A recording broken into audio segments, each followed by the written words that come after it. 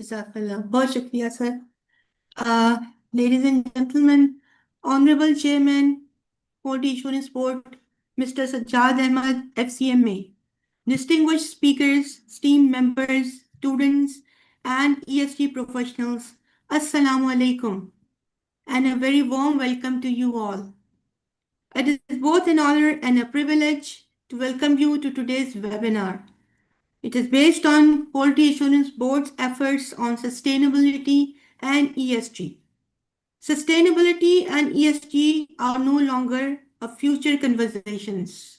They are present responsibilities. They define how resilient our institutions are, how compliant our businesses remain, and how responsibly we contribute to climate action and national development. Ladies and gentlemen, students, distinguished speakers, sustainability is the future of our coming generations and the today's generations. Today's session brings together policy insight, professional expertise, and practical implementation.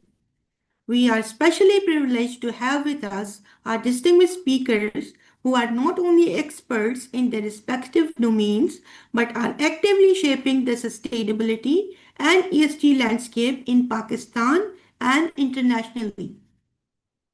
As professionals, we stand at a defining moment now. The integration of ESG frameworks, climate accountability, and evolving disclosure standards is reshaping the role of accountants now. Not only the accountants, but the auditors and the corporate leaders as well. This webinar is not just about our awareness, it is about taking action, alignment, and impact. I encourage all participants to actively engage, reflect, and network during this session.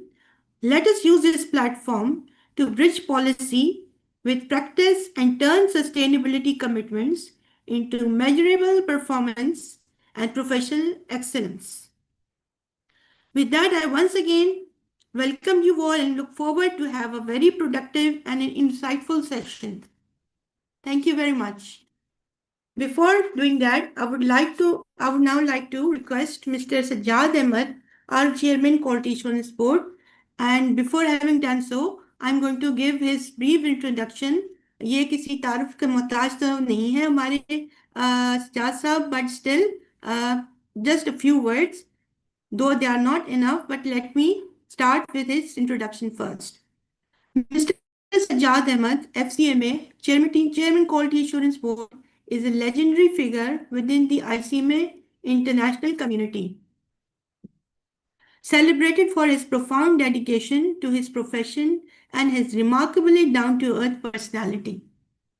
With an impressive array of qualifications including FCMA, ACIS, FPA, MBA, and DTM USA, he has amassed over 32 years of invaluable experience in both national and international organizations.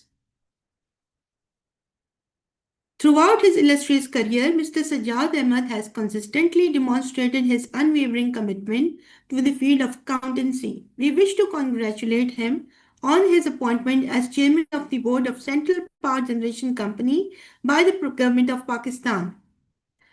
He has served as a National Council member in previous councils as well, further solidifying his influence in shaping the direction of the profession at the national level. In addition to these contributions, he has held leadership positions in numerous SAFA committees as well, further enhancing his reputation as a thought leader in the industry. Furthermore, Mr. Sajjad Ahmad's international impact is undeniable, as he has provided crucial technical guidance as an advisor to esteemed bodies such as IFAC and IPSASP in the USA. Even today, he remains connected as an alumni to the IPSASP board, leaving an enduring legacy within the global accounting community. Presently, he is serving as the chairman of Board of Directors, Central Power Generation Company Limited, GENCO, and also serving as an independent director on a number of state-owned enterprises. As we prepare to welcome Chairman Quality Assurance Board, Mr. Sajjad Ahmad, Let us collectively applaud and recognize his unremarkable contributions, which continue to inspire and guide the next generation of professionals in this esteemed community.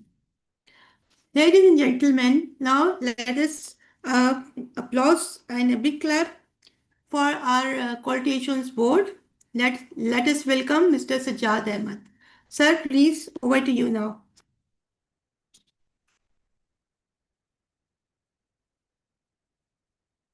Sajjad sir, जी I'm sorry मेरा speaker बंद था जी जी thank you over very to much you. जी thank you Over very to much you now. thank you very much Navita thank you very much for Welcome, this sir. introduction or thanks for all the participants who are here it is really uh, I'm very thankful for the speakers who have spared their time to attend and deliver their valuable experiences and the members who joined us and our students of ICMAP and the other participants from all across the world, wherever they are. Assalamu alaikum. Yeah. It is Walaikum just assalam. it is just in the continuation of our effort that we are going to make for the Quality Assurance Board.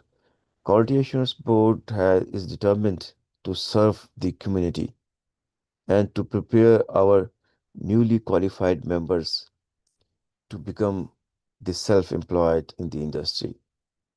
This is vast field, but in this era of a cutthroat competition where the knowledge is the power and the person moving first is going to get more, we feel is our duty to equip our members who want to be their own boss, who want to serve this community, who want to serve this nation or all across the world, that they should having all the knowledge that is being introduced in the world with the new changes. I know they are, they do have all the knowledge, but we feel our duty to enrich their knowledge, to refresh their knowledge time and again. So Quality Assurance Board is serving on so many folds. On one end, we are trying to increase the or refresh the knowledge of our members who are going to have their practice. And second, we are dealing with all the government bodies and just trying to show them the knowledge and power of our members who are working independently. And this in this duty, we have a full team, we have a board. We started our journey in 2014. Our number of quality assurance firms are increasing day by day. As I'm requesting that our mandate has always been to strengthen the professional excellence, regulatory compliances, and quality standard within the accounting profession. So that today, this mandate naturally extend into sustainability and ESG because quality assurance is the modern era in incomplete without environmental responsibility, social accountability, and strong governance framework. We have to match the global business environment. As the global business environment is evolving rapidly, regulatory expectations are increasing, disclosures requirements are becoming more structured, and the stakeholders are demanding transparency and measurable input. As professional accountant, we must not remain observers of this change. We have to move fast. We must become the leader of it. We have to equip ourselves with this knowledge, and we have to deliver these services to the community.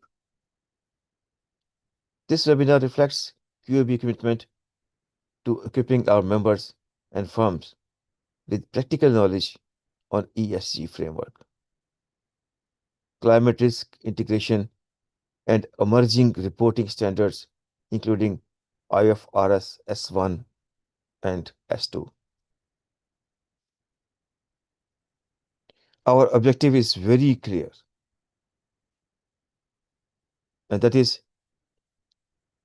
to position our professional at the forefront of sustainability assurance and advisory services. I really congratulate our members who are already providing these services, and they have taken the first step, and they are going to pick up the hanging fruits. I sincerely appreciate our distinguished speakers for sharing their expertise and insight, and I thank all the participants for taking time to be part of this forward-looking dialogue. Let us listen together, let us work together, let us strengthen our profession, enhance public trust, and contribute meaningfully to sustainable economic development. We are striving hard to get more rights, to get more business, to get more areas of work. We need your support.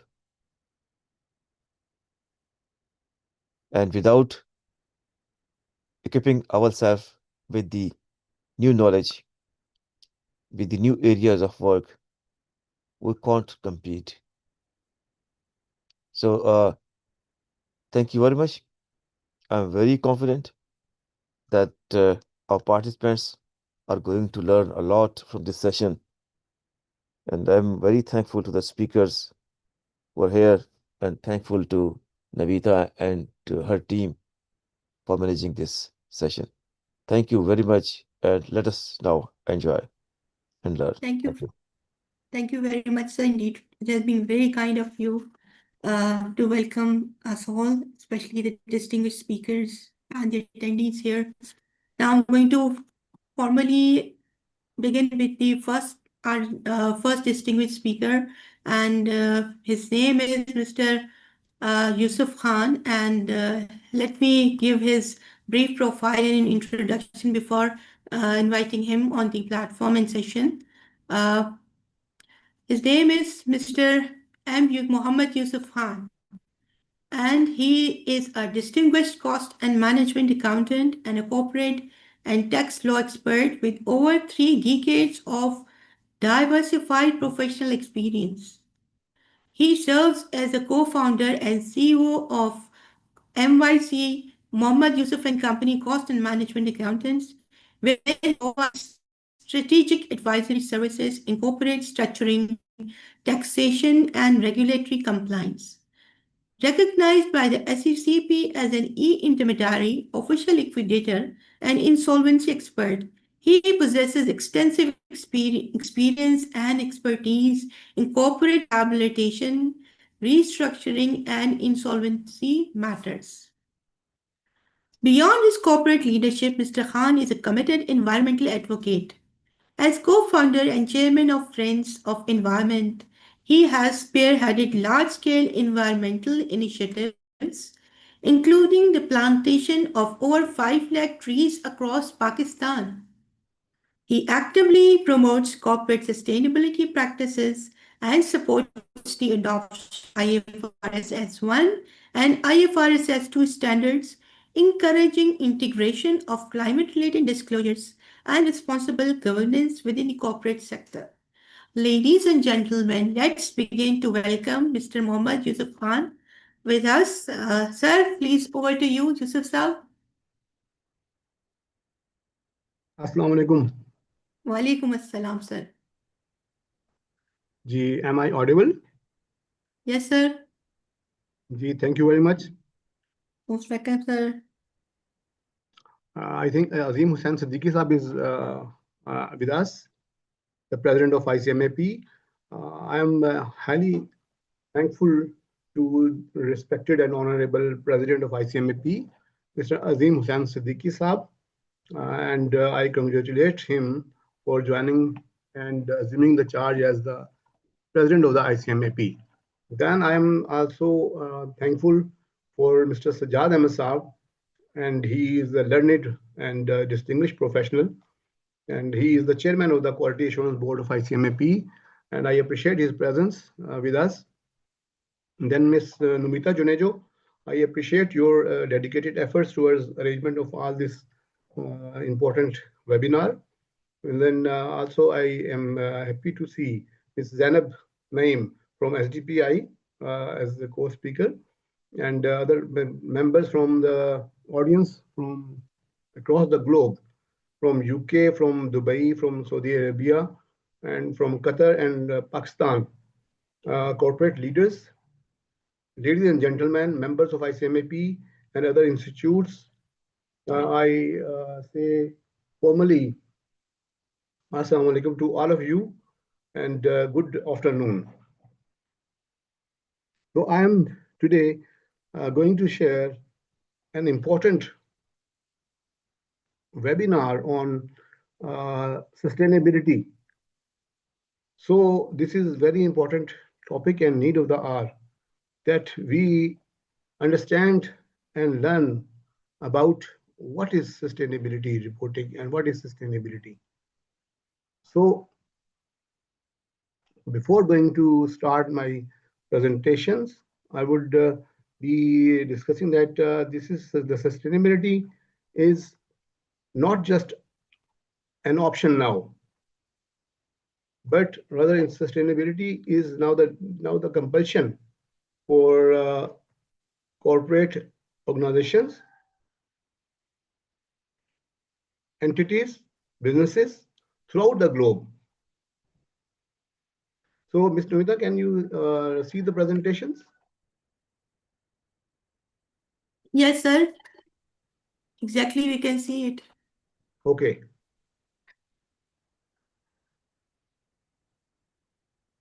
So today's presentation will be not just a traditional webinar on sustainability and various global sustainability reporting frameworks.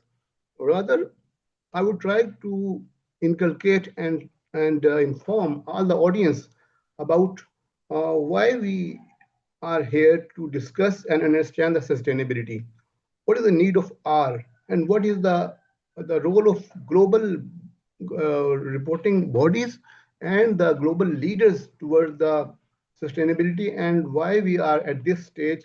We are so concerned about the state of the art and state of the global economy and the global environmental conditions. So the first part, I would like to address and highlight some of the important concepts about the sustainability and about what are the global warming terms used, the carbon credits, and what are the carbon offsets, and many other terminology we would like to understand in the first part of the presentation.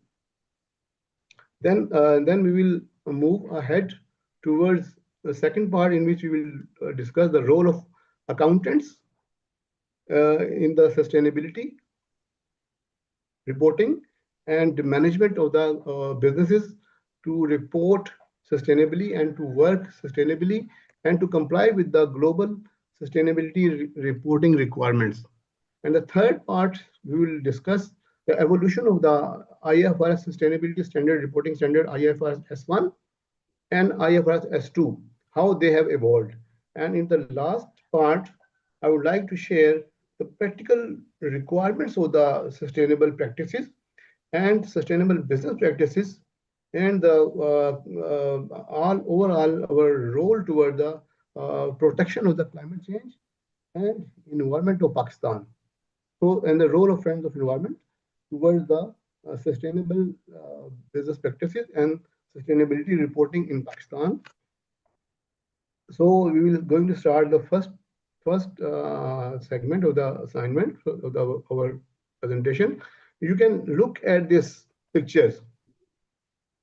The floods. What are the major impacts of global warming? Why we are here to discuss and understand. Plate बना के ऊपर ले आना 2 बजे नीचे lunch है room number 5 में तुम बता देना मेरा वेबिनार है मुझे वहां पे होना है इसलिए अपनी प्लेट बना के ले आना The picture ma'am of the अपना माइक ऑफ कर लें मैम अपना माइक ऑफ कर लें So these are the major impacts which you can see how the global community is facing due to the global warming and climate change. So these are floods throughout the world, not only in Pakistan, India, or underdeveloped countries, but these are pictures from Spain, from US, from UK, how they have been facing the massive devastation of the floods. Then the other impact is you have seen the wildfires, intensive wildfire throughout the world. We have observed wildfire in Australia, which has damaged millions of hectares of forest. Then we have observed the wildfires in US and other countries and in the Europe. And then connectedly, we have seen droughts. So these are the massive climate change impacts on our weather patterns and our rising sea level and glacial melts. So you can see these are the impacts of global warming. You can see the glacial melts, floods, droughts, extreme rainfalls. So all this is due to because of the term which we can listen and understand and everything every time we learn global warming and climate change. So what is the climate change and what are the human impacts on climate change? So climate scientists have revealed that humans are responsible for virtually all sorry all global heating over the last 200 years. Human activities are causing GHG emissions, greenhouse gas emissions, that are warming the world faster than at any time. At least the last 2,000 years. The average temperature of the Earth's surface is now about 1.42 degrees Celsius warmer than it was in the late 1800s, prior to the Industrial Revolution, and warmer than at any time in the last 100,000 years. The last decade, 2015 up to 2024, was the warmest on the record. And likewise, each of the last 4 decades has been warmer than any previous decade since 1850. The consequences of climate change include, among others, intense droughts, water scarcity, severe wildfires, rising sea levels, extreme flooding, melting global ice, catastrophic storms, and declining biodiversity. So what is the cause of this global warming and a massive devastating effects? The cause is a global impact of greenhouse gas emissions. So after the Industrial Revolution, the developed countries have installed huge industries and they have resulted in huge transmission and emission of greenhouse gases. So let me introduce something about what are the greenhouse gases so that we can understand and how we can manage them and how to mitigate and the challenge of the greenhouse gases. So this is all about from the IPCC International Panel of Climate Change, Intergovernmental Panel of Climate Change study. Carbon dioxide is in our atmosphere. It is about 75% share in our atmosphere carbon dioxide. Methane has 18% share. Nitrous oxide 2%, and then some other hydrofluorocarbon gases, perfluorocarbon, hexafluorocarbon, nitrogen trifluoride. So the other important aspect is you can see the third column. It is the global GWP, the global warming potential. Is carbon dioxide has 1 at standard, and the methane is 25 to 28 times more dangerous in trapping the heat as compared to carbon dioxide. Then nitrous oxide is even more dangerous. It absorbs 300 times more heat as compared to carbon dioxide. Then the other hydrofluorocarbon, these gases are thousands of times more potent and dangerous for our climate. So though their presence in the atmosphere is just 5%, but they are increasingly dangerous for our climate. So this HFC is 12,500 more time heat absorbing GWP potential as compared to carbon dioxide. And then the perfluorocarbon is 7,000 to 17,000 time more dangerous. So saying like this, SF6, sulfur hexafluoride. This gas is 22,000 to 24,000 almost time global warming potential. And likewise, NF3 is up to 17,000. So these are the main gases which have resulted in global warming and climate change. So what are sources of these gases? Carbon dioxide is emitted because of burning of the fossil fuels and coal. This was during the industrial revolution. The huge consumption of coal and fossil fuels resulted in huge emission of carbon dioxide. Then the methane is the second largest gas, and it results from the agriculture process, land use, landfills, fossil fuels, livestock farming, and the decaying of the organic waste and coal mining. So methane is the second source, and then nitrous oxide. This is generated and emitted through the agriculture, soil management, chemical fertilizers, uh, like we are using many at a very high speed, pesticides, industrial processes. Then the HFCs are emitted through synthetic gases used in refrigeration and air conditioning. So other gases are also are related to the human produced and used gases used in semiconductors, HFCs, and aluminum manufacturing. Then sulfur is used in electrical transmission and distribution equipments. And then nitrogen is used in manufacturing of semiconductor and electronics. So these are the sources of the emission of the carbon dioxide and other gases. So I was discussing about the GWP. So we have to be aware of what are the gases which each industry is emitting, and what is the global warming potential of each gas. So this you can also say that we have to convert other gas potential into carbon dioxide equivalent. Then we will discuss in later stages, later slides. Then this is the picture of how the earth is requesting not to warm me, because the excessive emissions and the retention of carbon dioxide and GHG are playing the role of like a blanket on the globe. It is creating global warming.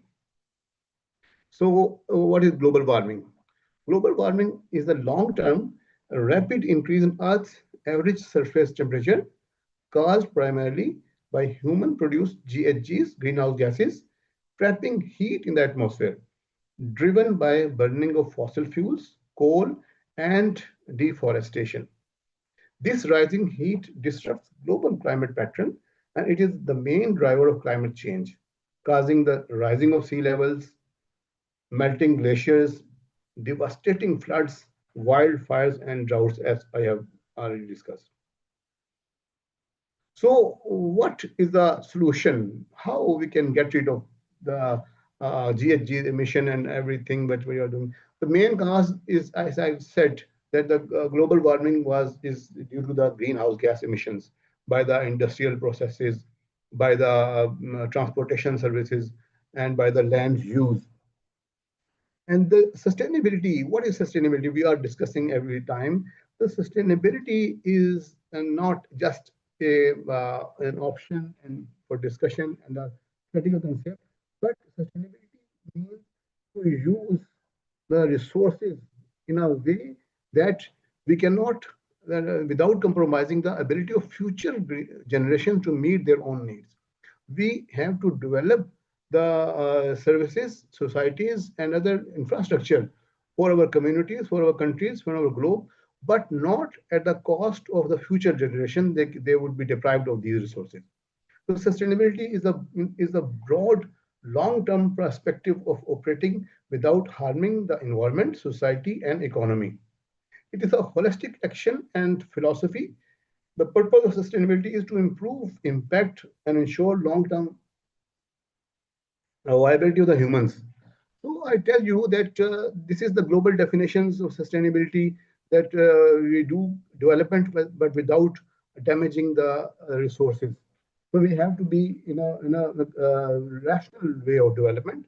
So like I say, I think that sustainability is the responsibility of not only the businesses, the governments, and the societies, but this is the responsibility of each and every person, our society, our community, our colleges, our schools, our universities, our city governments, our government, federal governments, provincial government, and globally, this is the responsibility of all the global organizations and the global leaders, that we work and we live sustainably. Like I give you an example of this handkerchief. So I, as chairman of Friends of Environment, I am a passionate environmentalist. I have been working for the environment protection since 2016. Since then, we have grown many trees, hundreds of thousands of trees, just as Namita has said. So I tell you one example of sustainability, this handkerchief. Do you know what is the benefit of this handkerchief? This is my sustainable practice. That I am eliminating the carbon footprint of myself by avoiding the use of the tissue papers. Because when you use a tissue paper, there is some tree who would be cutting. So I used a handkerchief to avoid the use of the tissue paper. This is the contribution from my side toward the climate change and the sustainable use of the resources. So the other thing is, the second thing is sustainable reporting, sustainability reporting. So this is the difference between the sustainability and sustainability reporting. Sustainability, I have said, this is a broad concept. This is a broad concept of doing something. Sustainable living. But sustainability reporting is a responsibility of the organization, companies, and the corporates who have done massive damage to the society. So they are responsible for their reporting as well. The formal, often mandatory communication of a company's progress, data, and performance regarding sustainability initiatives. It is the resulting document or statement, often utilizing the framework like GRI, Integrated Reporting Framework, TCFD, or SASB. So on the basis of these frameworks, which are globally used, the organizations are required now mandatorily to disclose their performance on the sustainability. The sustainability reporting is a specific structured process of measuring, disclosing, and communicating performance on ESG-related goals to stakeholders. All of you are well aware of the ESG, environment, social, and governance, but our focus is mainly on environment and climate change because all the standards relate to the mitigation of the climate change impacts, but the social and governance aspect are also equally important. So this is the impact of greenhouse gases. Let me tell you what is the greenhouse gases impact. Mainly, these greenhouse gases like carbon dioxide, nitrous oxide, and methane are the important component of our environment.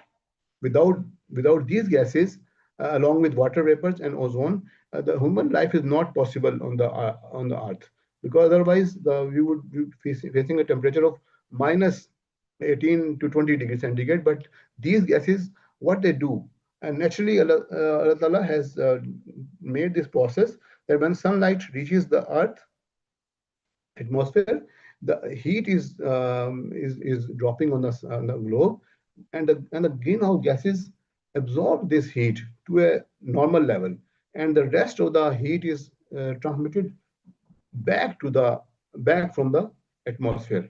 So this is the natural phenomena in which 30% of the heat is absorbed and 70% is released back, reflected back out of the our atmosphere.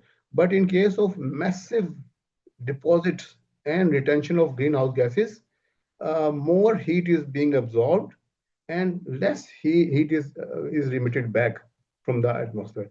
So these are the human enhanced GHG gases, which have resulted in warming the planet. So when there is a huge amount of GHGs stored and retained in the atmosphere, they retain more heat and emit less heat. So this is the cause of the global warming.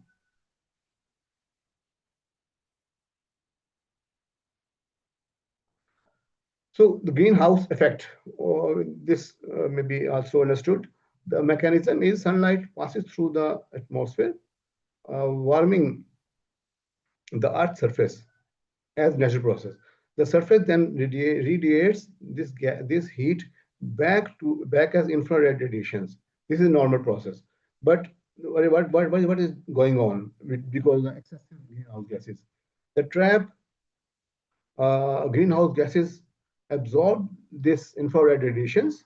The excessive greenhouse gases which are present in the atmosphere, what they do, they absorb the infrared radiations, preventing it from escaping into the escape and re-emit back on the Earth's surface, warming the lower atmosphere. This is called greenhouse effect. So when the greenhouse gases are in excess quantity in the atmosphere, they don't allow extra heat to be radiated back, but they absorb the infrared radiations and prevent them escaping the atmosphere. So they keep on heating the globe. So this is the greenhouse impact. So this, can you tell me what is this? What this picture looks like? What do you say it? And this is carbon footprint. Yes. Sajaz Sahab is telling something. So this is a carbon footprint.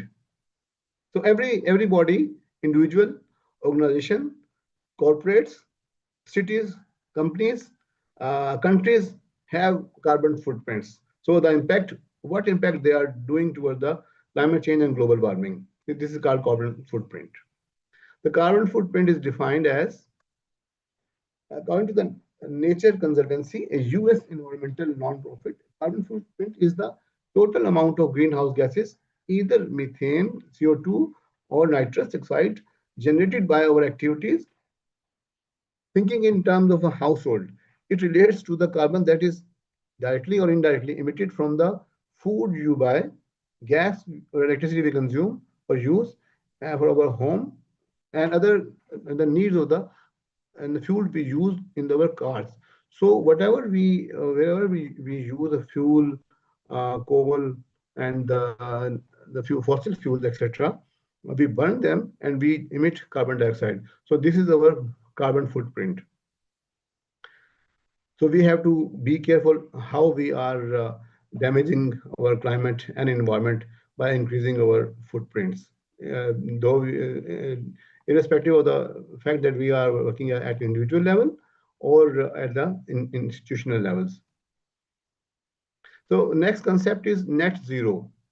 So the whole the whole problem is caused because of the global warming is caused due to the greenhouse gas emissions. So what the global leaders have decided from the early 20th century, that they have realized that humans are creating damage to the climate and our whole global life. So they have now decided to curtail the carbon dioxide and other greenhouse gases emissions and come down to a level where there is a balance of the equilibrium of the gases at the natural level. So net zero refers to a state where human-caused anthropogenic GHG emissions are balanced globally by human-caused GHG removals over a specified period, and this critical state must be achieved by 2050 to limit global warming to 1.5 degrees Celsius as per IPCC and the Paris Agreement decisions and framework. So by 2050, we have to cut and we have to reduce the excessive greenhouse gases by up to 1.5 degree. So this is a huge budget which have to be achieved, and the world is trying to achieve it. Carbon neutrality is also a similar concept. Carbon neutrality means having a balance between emitting carbon and absorbing carbon from the atmosphere in carbon sinks. Removing carbon dioxide from the atmosphere and then storing it is known as the carbon sequestration. In order to achieve net zero emission, all worldwide greenhouse gas emissions will have to be counterbalanced by carbon sequestration as per the Paris Agreement requires carbon neutrality by 2050. So I use also the word carbon sinks and natural removal of GHG.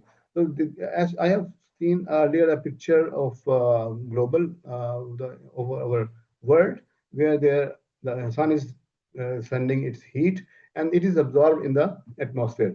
So what are the carbon sinks? Carbon sink is any system that absorbs more carbon than it emits. The main natural carbon sinks are soil, forests, glaciers, and oceans.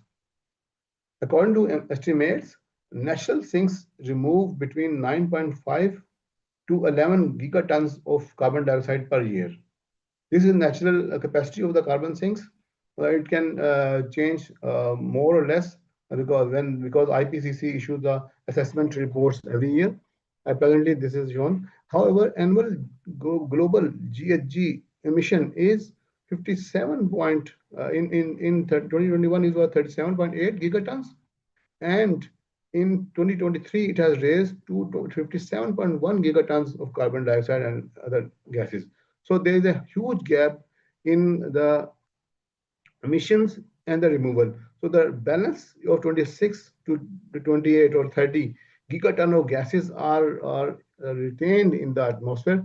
So you can see how damaging this state is, that the carbon sinks are removing naturally very less amount, but the rest of the carbon dioxide and the gases humans have emitted, and humans are responsible to cut them down. So this is why the Paris Agreement and IPCC and other organizations are forcing to cut the greenhouse gases up to 1.5 degree or 2 degree by 2050. Otherwise, the world would be facing gigantic problems as we are now facing.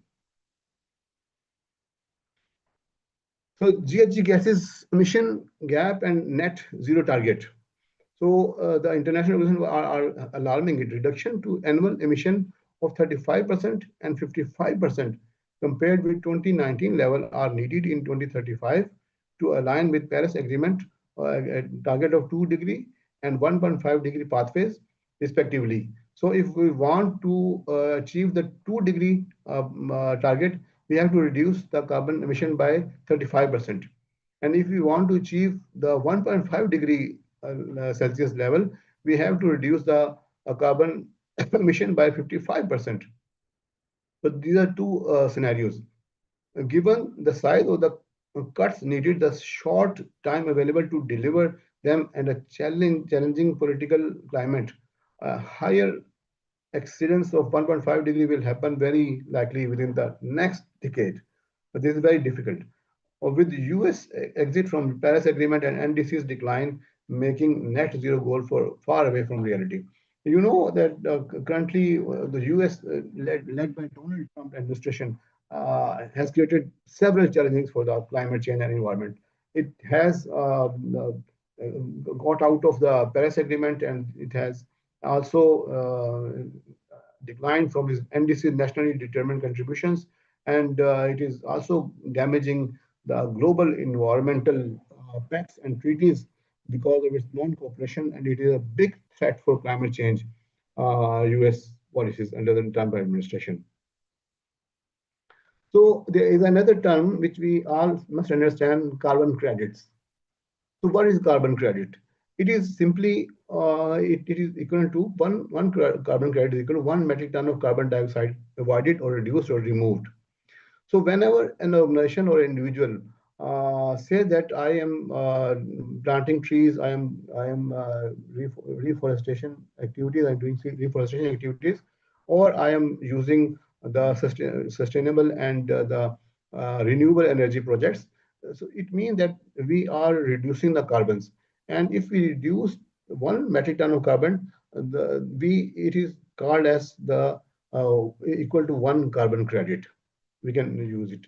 And there are three basic types of carbon credits: by reduced emission using renewable energy, removed emission, carbon capture and planting trees and forests, avoided emission, for example, refraining from cutting down forest. So you see that the whole dependence of carbon credits and greenhouse gas emission reduction and the global warming reduction depends on forestation and the planting of trees. So this is what Friends of Environment and I am been doing throughout Pakistan and AJK and GB throughout our 2016, that we have to cut the carbon emission if we want, and this is done by mainly by the forestation. So 1 carbon credit is equal to saving of 1 metric ton of the carbon dioxide. So next, the certified emission reduction. This is another important terminology we must understand. Certified emission reduction, CERs, a tradable certificate representing the right to emit 1 ton of carbon dioxide used to offset carbon dioxide emission by developed countries. So CER is the certified emission reduction. If some nation is reducing 10 million tons of carbon dioxide, it means they have 10 million carbon credits. So in order to reduce the carbon credits, these are certified by the organization like Vera and Gold Standard, and IPCC is also doing. So these are the certified by a global organization that these have been helpful in reducing carbon dioxide. So they are certified CERs. So we will discuss it in the next presentation on the Kyoto Protocol. Then this is another important and very core concept: carbon offset.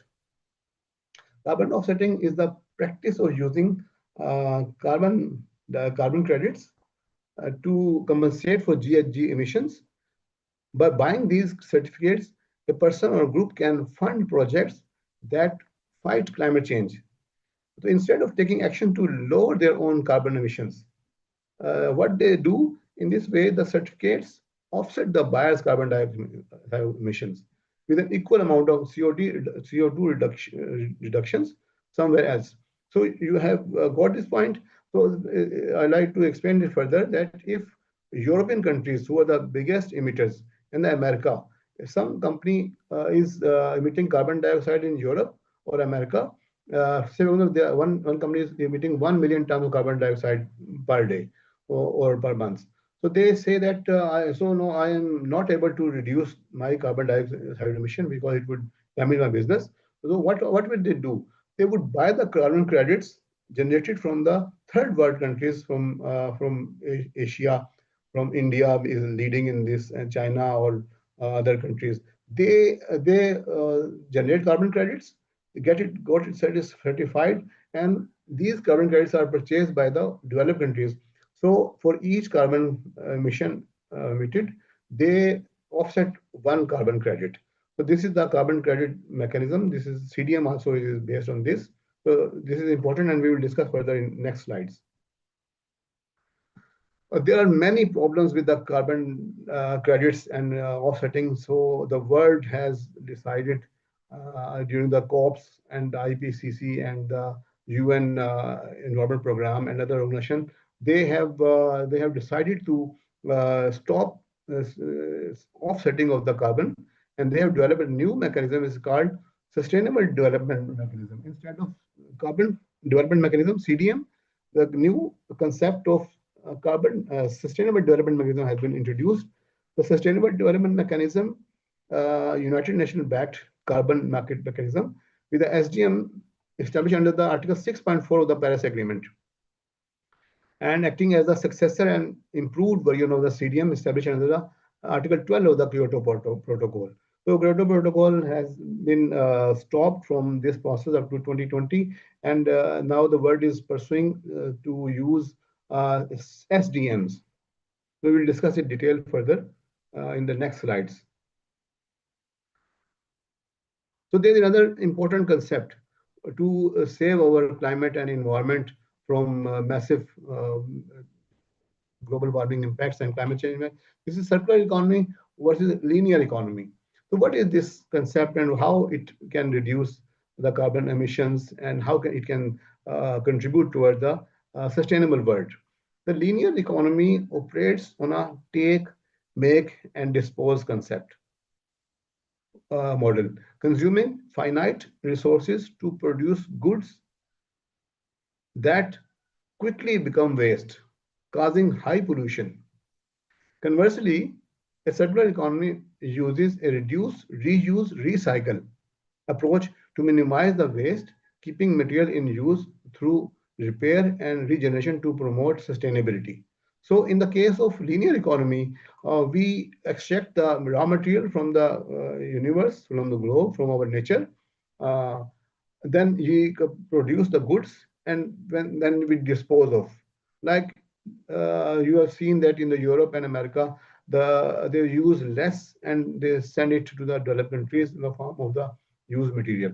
So there is a likely chance of disposal of the almost new product. So the lifespan is very short, and even if in the case of vehicles and in case of electronics equipments, so you see that they use it within one year or up to 6 months, and they don't use it further. So this becomes waste, and the waste disposal is very dangerous. But the linear economy is dangerous, but circular economy promote the concept of reuse, recycle. So in this phenomena, the economy tries to reuse the material which can be used from the discarded material, be it cars or the solar panels or other equipments. They use the component and use it in generation of the new products. So as you see, like, sorry, excuse me. In Pakistan, that we have observed using of the plastic, reuse of plastic into to form and to make the roads. There is a road which has been developed from the clean mechanism by utilizing the plastic waste into the manufacturing of the roads. So there are other examples that the plastic waste is used to make the furniture which is placed in the parks. We have seen, and you can also see one road is near the Marriott Hotel, the road connecting Marriott Hotel and the Margala Hills Trail 3. So this road is constructed by using reusing the plastic waste. So there are certain other important terminologies. The GFANZ, Glasgow Financial Alliance for Net Zero. This is an important organization. The TPT, Transition Plan Task Force. This is created to help organization move from the traditional reporting to the IFRS S1 and S2. They are helping to transition organization to come up to the stage when they can use the IFRS S1 and S2 easily. The COP stands for Conference of Parties. This is the organization or platform which hold meeting every year. You have seen COP 21, COP 22, COP 23.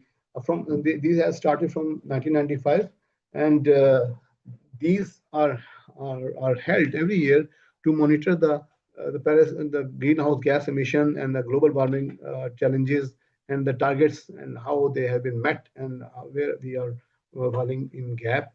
So every year this COP is held, and from 1995 to that 30 COPs have been held, and the next COP 31 is going to be held in Turkey in November 9 to 26. So this is the first part of my presentation.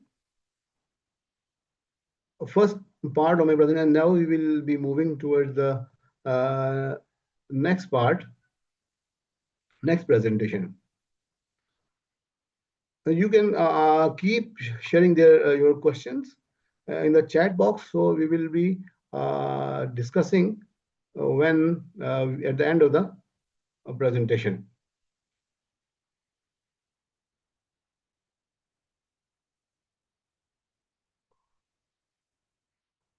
So I'm going to share my next slide.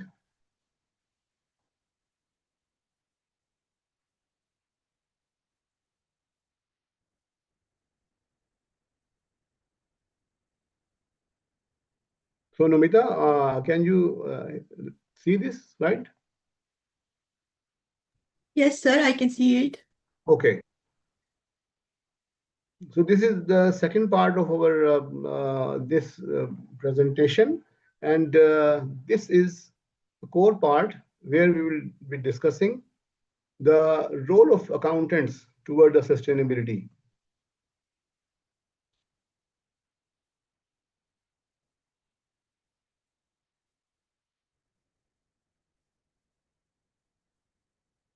So why and when did the world started thinking and enforcing the sustainability and sustainability reporting?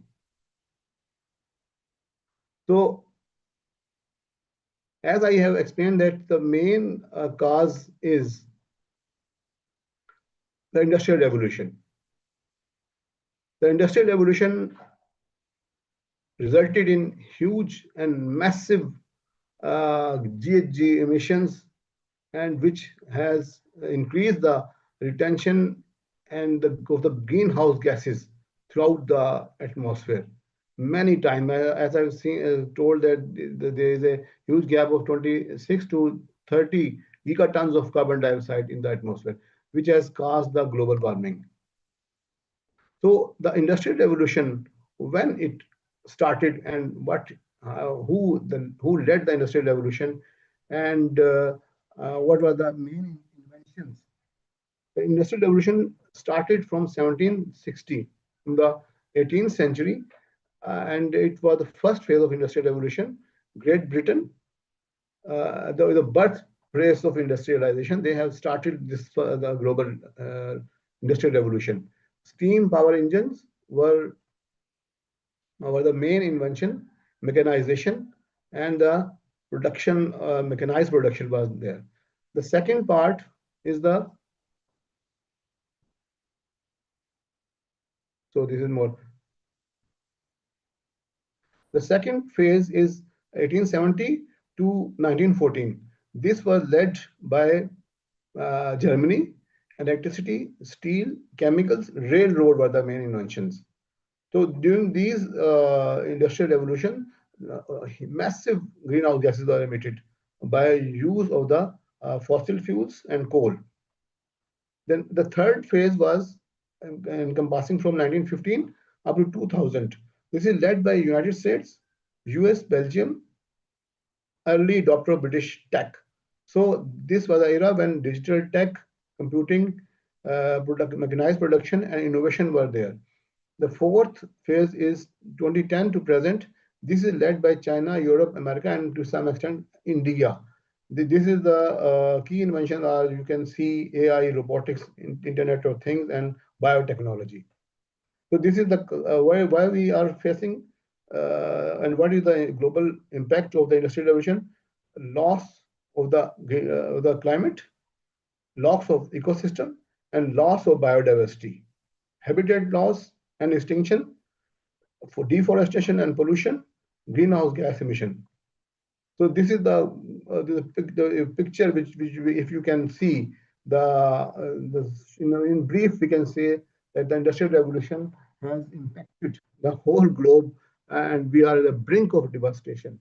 The severe climatic and environmental damages you can see here, effect on society, the massive mass production, big factories, and but it resulted in crowded cities, poor working condition, child labor, and women were also at the risk of their lives and the low wages.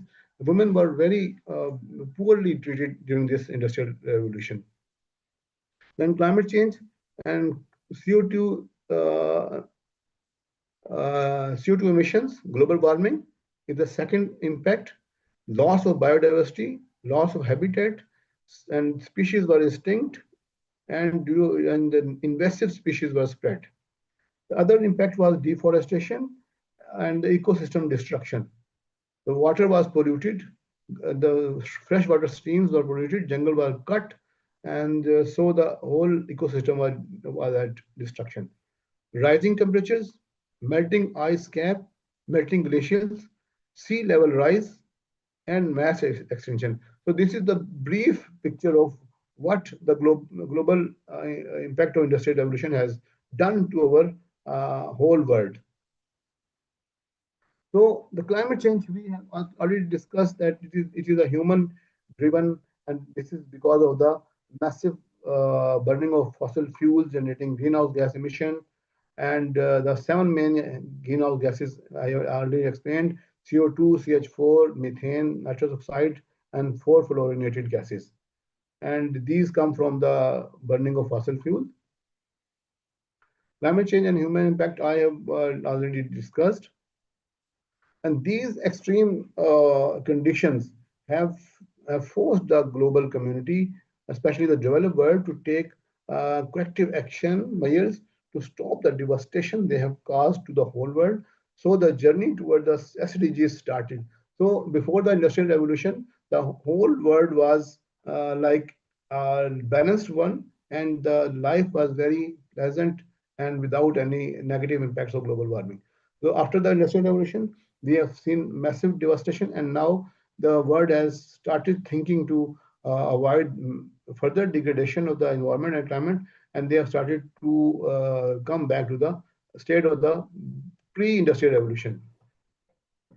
So I will tell you about 3 centuries evolution, how the global world has started thinking and developing the different conventions and conferences and agreements aimed at protecting humanity from the devastating impact of the global warming. The key milestone achieved was Stockholm Conference on Human Environment by UN in 1972, then World Conservation Strategy, a strategy resulting in establishment of IUCN. This is a very important organization. In 1980, it was established World Commission on Environment and Development, our common future, WCED, known as Brundtland Commission. So the Earth Summit in 1992, the conference on Rio de Janeiro, Brazil, and adoption of the Agenda 21. Then UN Conference on Conference on Environment and Development, UNCED, or Rio Earth Summit, very well known. 1992 set a commission for sustainable development. This is the base for deciding that we have to establish sustainable solutions, CSD. Then the United Nations Framework Convention on Climate Change. This is the core and mother of all the major climate-related frameworks and the treaties. UNFCCC. This was established in 1992 as an international treaty. UNFCCC aims to stabilize the greenhouse gas concentrations and prevent dangerous human interference with the climate system. With 198 parties, it served as the parent treaty for the 1997 Kyoto Protocol and 2015 Paris Agreement. The Secretariat is in Bonn, Germany, and support global climate negotiations. Then the next is the UNGA 1997. I would be going some in speed, so just to make you aware of the various conventions and the treaties. Then MDGs were evolved in 2015, where 8 MDGs, Millennium Development Goals, were set before SDGs were introduced. Then the Johannesburg Declaration on Sustainable Development, it was signed then at the UN Conference on Sustainable Development, Rio Plus 20, in Rio de Janeiro, Brazil. And they have decided the future we want to build further on MDGs. The 2015 is the very important and very milestone year, I can say. In that year, many important agreements happened. So the first one is the establishment of the SDGs in 2030 Agenda for Sustainable Development. It was established in 2015. UN Sustainable Development Summit, and they have released Agenda 2030 and based on 17 SDGs. And since 2015 was a landmark year for multilateralism and international policy shaping, with the adoption of several major agreements like Sendai Framework for Disaster Risk Reduction, Addis Ababa Agenda on Financing for Development, then the UN's Sustainable Development Goals, and Paris Agreement on climate change. This is very important. So these are the 17 SDGs. You can see the world has decided that we would be reshaping the world into the pre-industrial era, industrial development era. So they decided there should be no poverty, SDG 1, zero hunger, good health and well-being, quality education, gender equality, clean water and sanitation, affordable and clean energy, then decent work and economic growth. So these are the 17 SDGs. Okay, so we have seen the world is coming from non-sustainable to sustainable world, and they have set this. They have 17 standards. So there are several efforts have been made by friends of environment toward the toward the achievement of the SDGs.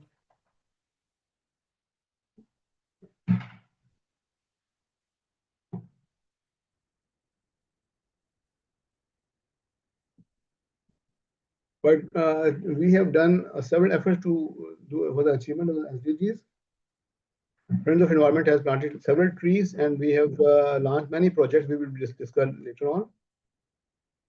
So the next part of the presentation is evolution of the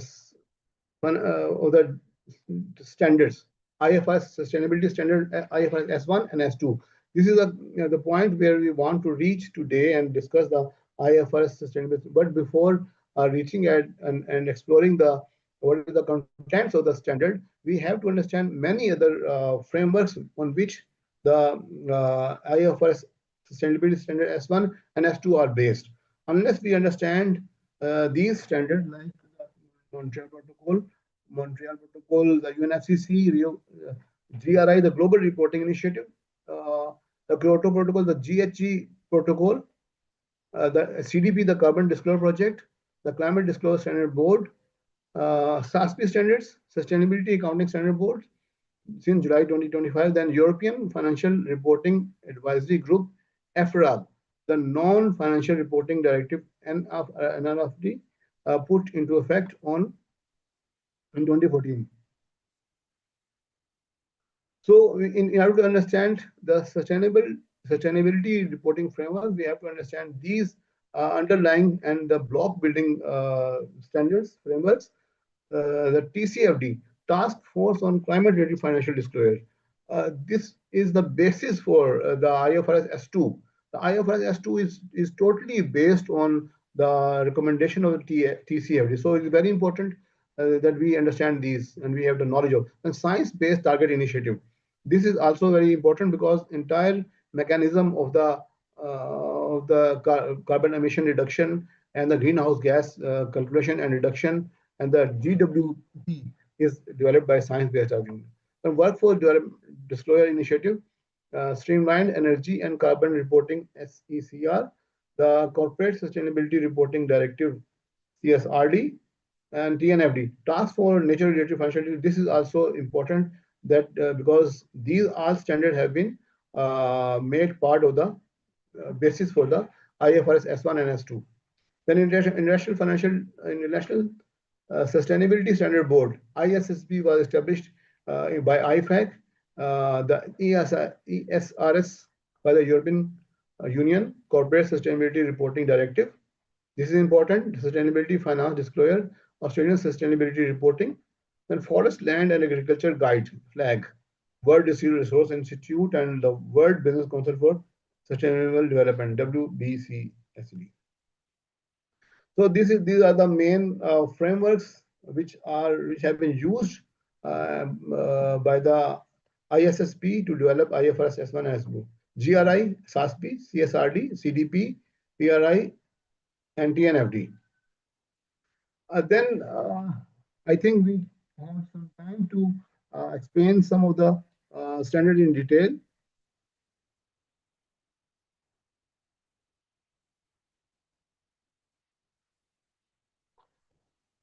So the GRI, Global Reporting Initiative, this was founded in 1997. The GRI was one of the most widely adopted ESG reporting framework in the world. So these frameworks are, I am discussing these frameworks because in order to achieve the Sustainable Development Goals and the reporting on ESG, different initiatives have been evolved before IFRS S1. So these are the basis for development of IFRS S1 and S2. So we have to discuss and understand the role of these standards. By mid 2025, over 14,000 organizations were using GRI standards. So to disclose their ESG impact in a consistent, transparent, and comparable way. Notably, around 65% of these disclosures focus on environmental topics such as climate change and energy use. While GRI remains a voluntary framework, with standard GRI-aligned reporting is often expected by investors, regulators, and other stakeholders. All the above makes GRI the global leader in sustainability reporting. The GRI, this is the main theme of the GRI. GRI has developed around 43 standards to date, global on various industries and various sectors.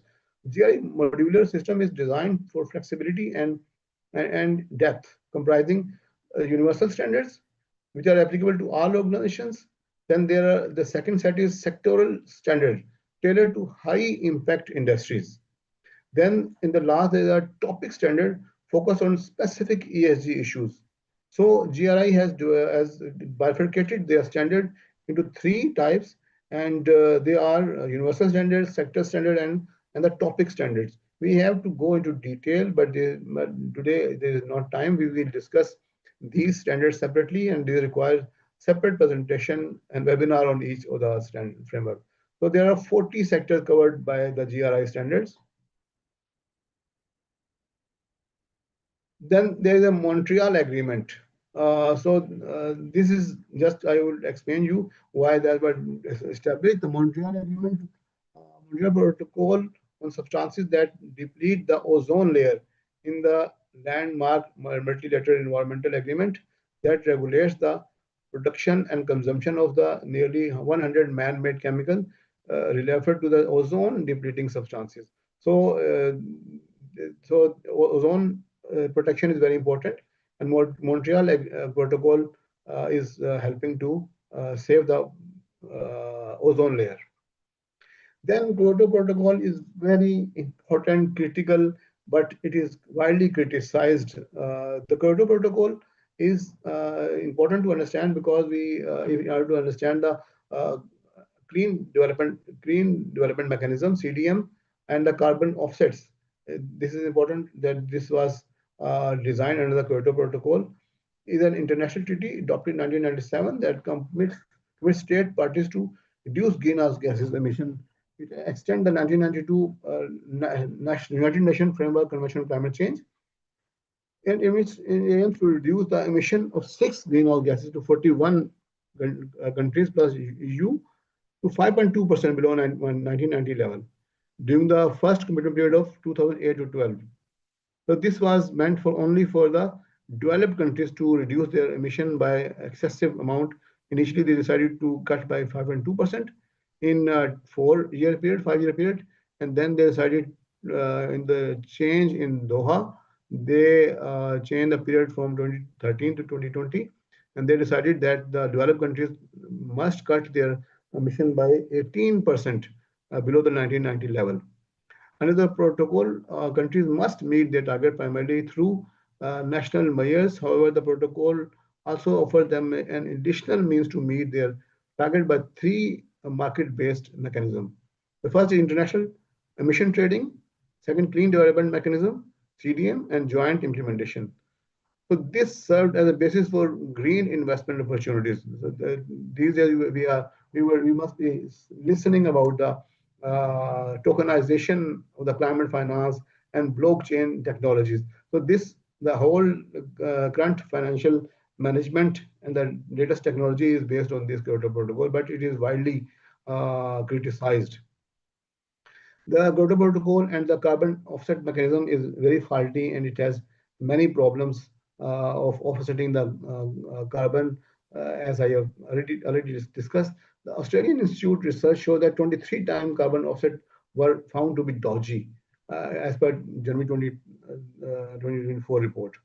The Guardian found that 90% of rainforest carbon offsets are worthless. 90%. Then there are other research which show that 2000 major offset projects, only 12% led to real emission reduction. Credit were granted for projects that would have happened anyway in the UN-run clean development mechanism. Then inflated baseline led to millions of junk carbon credits in the Zimbabwean eroded forest. So these are the criticism, and there are many other criticism which you can see that double counting. This is one of the main problem that the developed countries who try to offset their carbon emission by purchasing the carbon credit from the least developed countries like China, like India and other countries. So they purchase, say, for example, 100 credits. The one company in France or Germany purchased 100 carbon credits from one company in India who has installed a green project. Say, for example, the sustainable project like renewable energy project, solar or wind. So they said that we have saved 100 carbon credits, so they are available for sale. These were verified by Vera or Gold Standard or IPCC, and the company in France, say A, they purchase the credits, 100 credits. But what they do in the absence of very stringent requirement, they retire the credits twice. Once they retire the credit against their emission in one factory, and then they retire the same credit against other factory and then other factory. So this was a double or triple counting of the carbon credits. So instead of decreasing, controlling, or emitting less emission, reducing the emission, they are resulting in the more emission. Then greenwashing, the other problem which means that the project on the basis of which the carbon credit were issued, they were not actually reducing carbon, but they were just they were the slogans that we are reducing carbon. They have sold the carbon credits on the basis of the useless projects, and then these were sold and these were used to offset the carbon emission. So these are the problem due to which the protocol was said to be redundant. There are other many problems which were related to this. I will not discuss because of shortage of time. Now the other important protocol is GHG protocol. This is the most important protocol toward the emission reduction and the carbon reduction and the GHG emission. So GHG protocol are founded in 1997 by the World Resources Institute, WRI, and the World Business Council for Sustainable Development, WBCSD, recognized the need for international standard for corporate GHG counting and reporting in the late 1990. Together with large corporate partners such as BP and General Motors, 1998, WRI published a report, Safe Climate and Sound Business. In 2016, 92% of the Fortune 500 companies responding to the CDP use a GHG protocol. So GHG protocol is the organization which monitors, helps track, and the greenhouse gas emission, the GWP value, how they are measured, how the greenhouse gases are emitted, and how they can be controlled. And they have divided the greenhouse gases into three scopes: scope 1, scope 2, and scope 3 emissions. And they have developed 7 key standards developed by GHG protocol, and they are as follows: GHG protocol corporate accounting and reporting standard, the corporate value chain standard for scope 3, and this is very important and difficult to apply and very critical. The GHG protocol mitigation goal standard, and then the global protocol for community scale greenhouse gas emission, inventories. The GHG protocol policy and action standard, the product standard, the GHG protocol for accounting, project accounting. Then next is CDP. I think these terminology is very new, and accountants must know what is going on in the world toward the development and evolution of the IFRS sustainability standard. So CDP, you must understand these are the important framework which have to be understood. Sorry, I would take some water.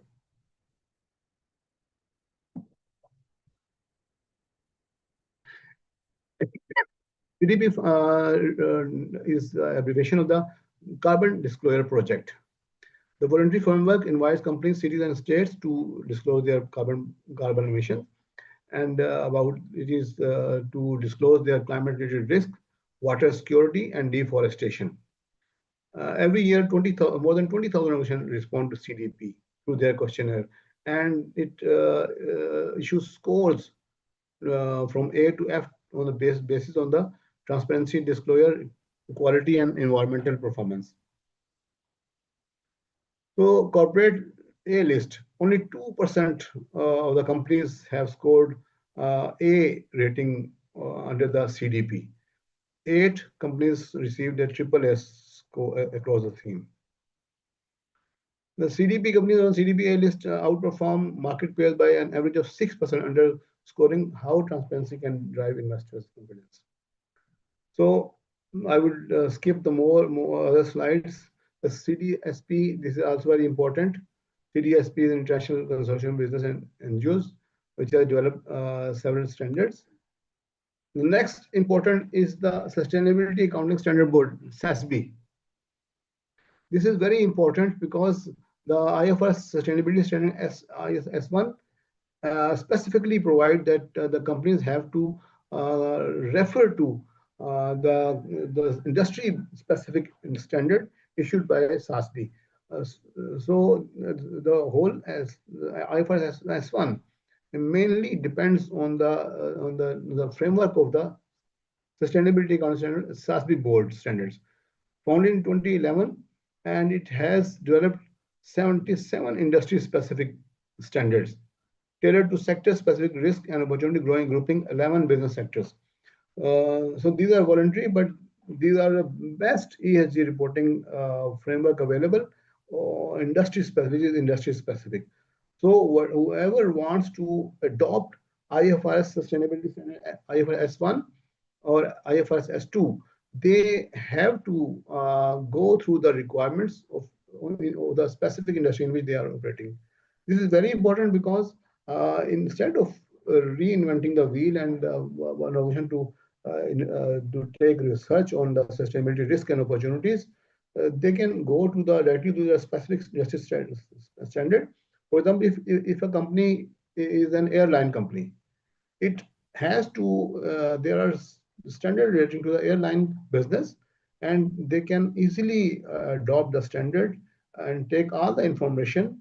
What are the risks and opportunities, and what are the metrics and targets the airline industry has to use to report on IFRS S1. So another example, if the company is a power generation company, there is a standard available. If there is a food processing company, the standard is available. The electronic manufacturing company standards are available. And whatever the main industry is there, SASB provide each industry specific standard. And these are used throughout the globe, 3,500 companies across 80 countries. SASB standard have been applied. 75% of the S&P Global 1,200 index companies are using it. The Science-Based Target Initiative (SBTI) is also very important. It keeps on issuing the assessment reports every year to measure the global warming, the GHG emissions, and their potential GWP values. And this was established under the Paris Agreement, and it has been playing a marvelous role toward the mitigation of the greenhouse gas emissions and other climate-related problems. Then European Union CSRD is also important. This is widely used in European countries. Around 50,000 companies would be using this standard. in 2024. Reporting must follow the European Sustainability Reporting Standard, ESRS. This is very important. The ESRS framework includes 10 topical ESG standards, 2 cross-cutting standards, and additional sector-specific standards, SME-focused standard, currently in development. So ESRS has developed these 13 standards. The SRS1, E1, E2, E3, E4, E5. These 5 standards relate to the environment. Mr. Sir? GG. Sir, can you please hang on for a while, and would you be able to take few questions now? Okay. Okay, we can stop here and take the question from the audience.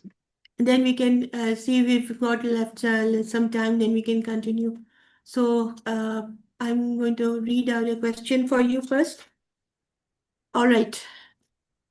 We, Pakistan, contribute to less than 1% of global emissions and still facing drastic climate changes. Sir, what are your insightful thoughts on how we as an accountant can help our economy reduce these efforts? Yes, this is very Due important. to these effects, Okay. effects. Okay, Sorry. yes, I can understand. This is the right point, and this is what we are really facing. We, as per the IPCC report, Pakistan is contributing 0.72 metric tons per capita of carbon dioxide emission, as compared to India, which is producing 8 point something carbon emissions. So, but we are facing the huge brunt of the climate change. This is a fact, and we are at the top 5 most climate impacted countries in the world. So, what we can do?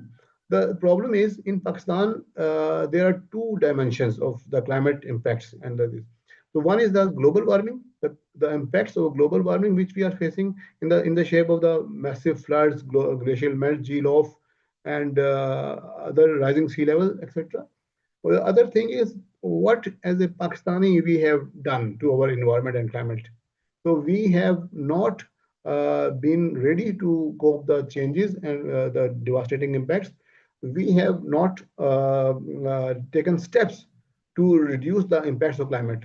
So for sustainability, so as sustainability is concerned, we all have to play our role, irrespective of the global warming. So as I have told that corporations, individuals, and accountants, they have to understand the global warming and the reasons for global warming. These are the greenhouse gases. And then we have to adopt the changes and the new technologies. We can play our role by adopting the technologies and the techniques to reduce the impacts in our Pakistan. So one of the important thing is that we are cutting trees. We are facing massive deforestation, and we are contaminating our freshwater streams. So global warming is impacting Europe, America, and everywhere. But what they are doing, they are well prepared to cope the challenges. But what we are in Pakistan, what are doing? We are not following the standards. We are not following the policies and frameworks available under the Ministry of Climate Change issued by the government of Pakistan. And the problem is making severe by severe. What is the requirement which we have to play our role? When we develop a housing society, for example, what we do, we have got the standard that we have to install a sewage treatment plant and waste management plant. But as a society, we have seen not a single sewage treatment plant has been installed in any housing project. Take the name of any gigantic projects, be it Barrier Town or IBCHS or any other society. Can you tell me any society has installed a treatment plant? In CDA, we have seen that no treatment plant is there. In the Punjab, there is no. In Karachi, there may be one and it is not functional. In Pakistan, Islamabad, there is one. And this is our role. As a society, what we have played our role. So global warming is one thing. We are less contributor to the global warming, but our role is also negative. We have to play our role from the point of the sustainability. not for the sustainability reporting as an organization. This is the second aspect. So in this way, when we all play our role as sustainable citizens, then we can save our Pakistan and make it clean and green.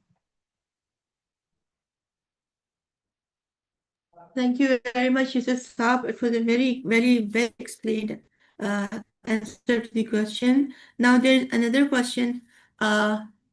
How much of the global protocols and COPs we as country have implemented in Pakistan so far, sir? This is so far as the compliance and the reporting frameworks implementation is concerned.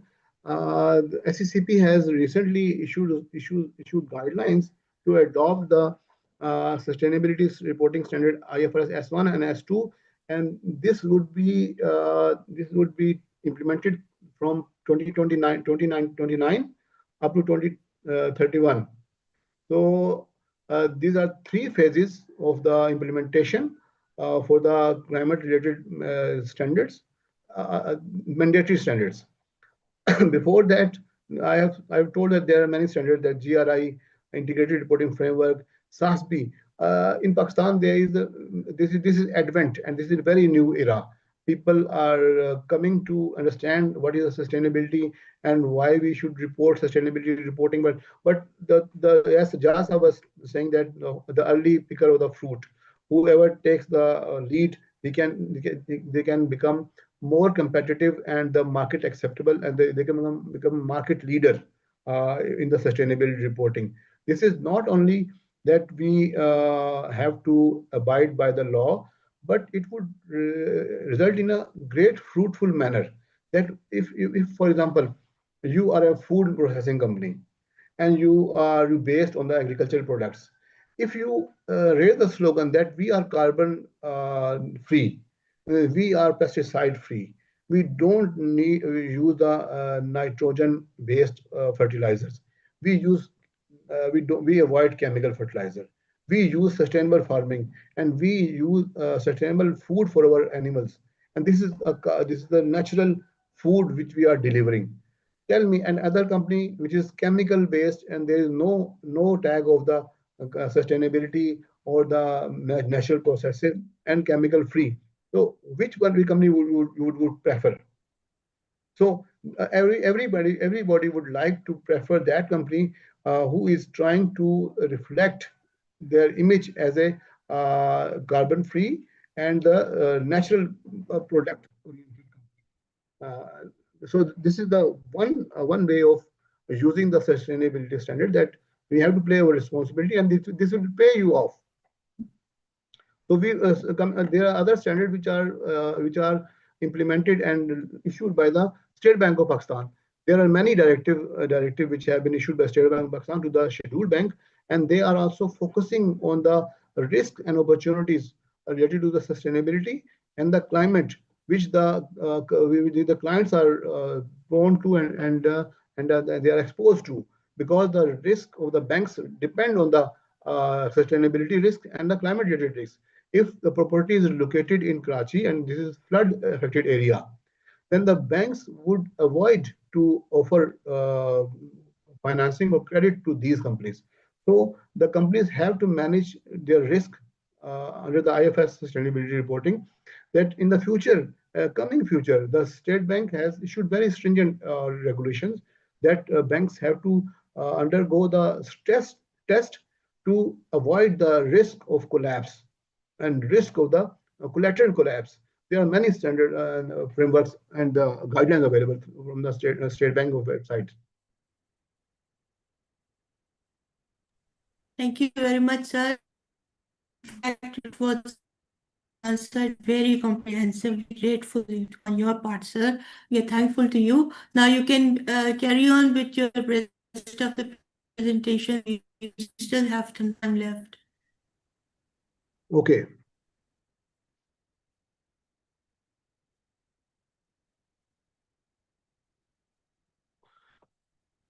So we are now reached to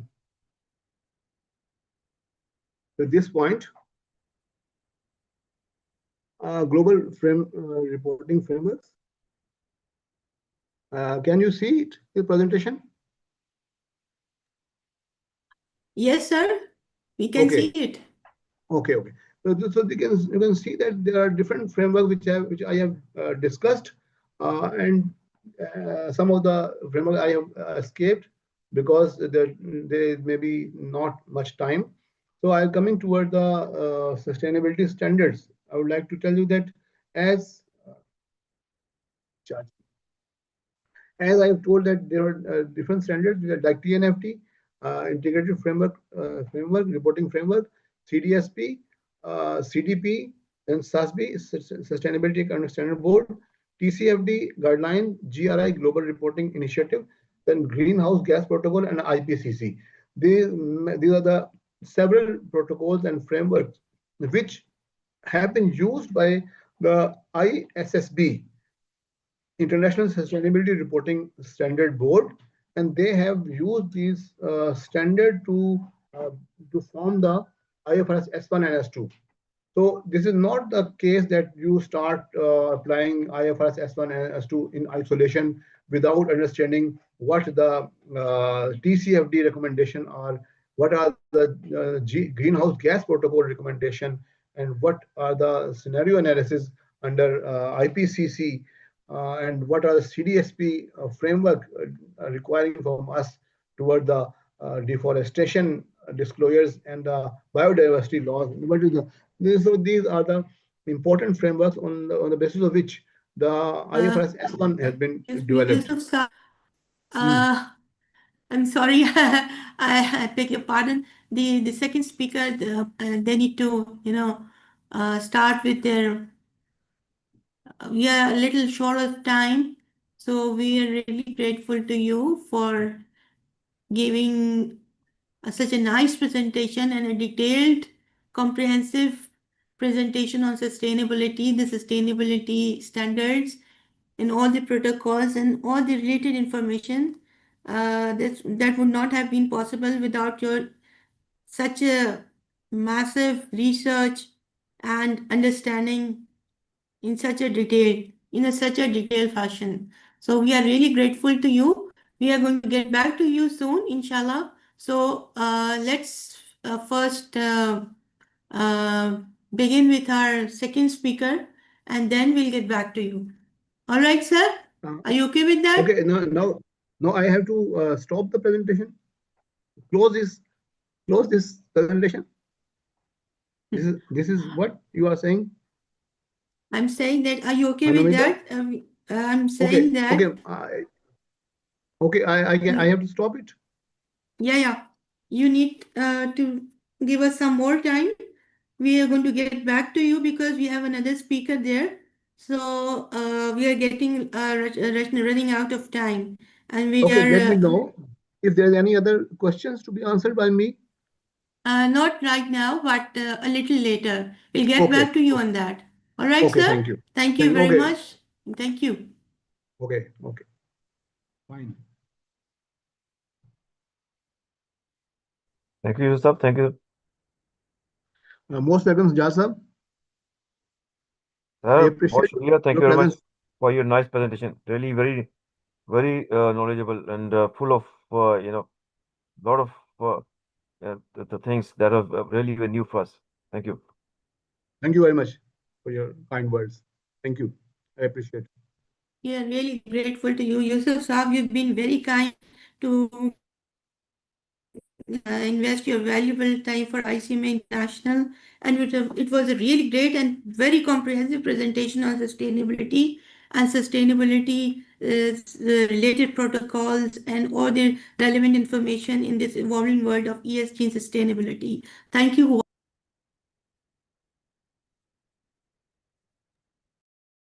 Now, let us move on towards our new second speaker. Her name is Ms. Zainab Naeem, and her expertise is going to be shared just in a while.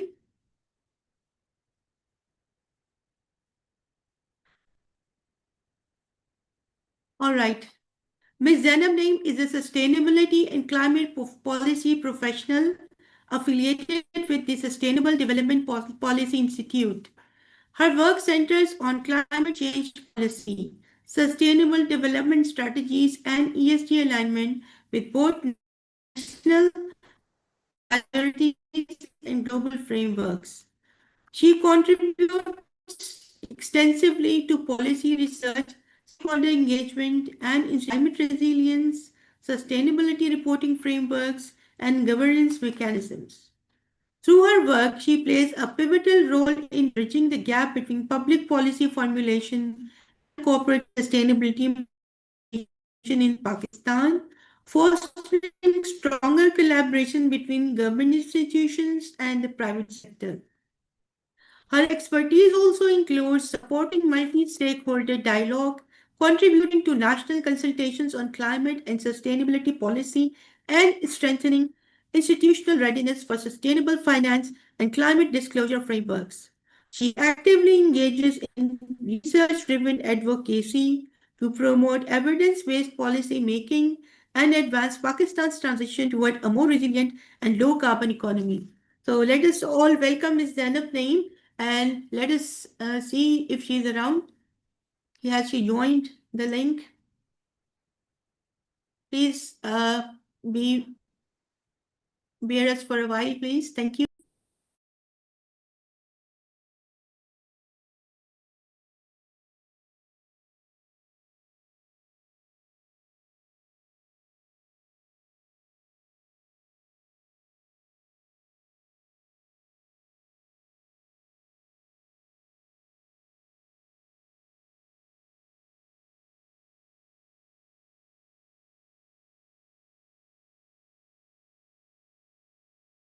So Ms. Zainab is about to join us, and let's see what she has to share about sustainability and her own knowledge and learnings in what she has learned so far. And she's going to abreast us about all these developments for the for ICM International, the practicing members, the students here.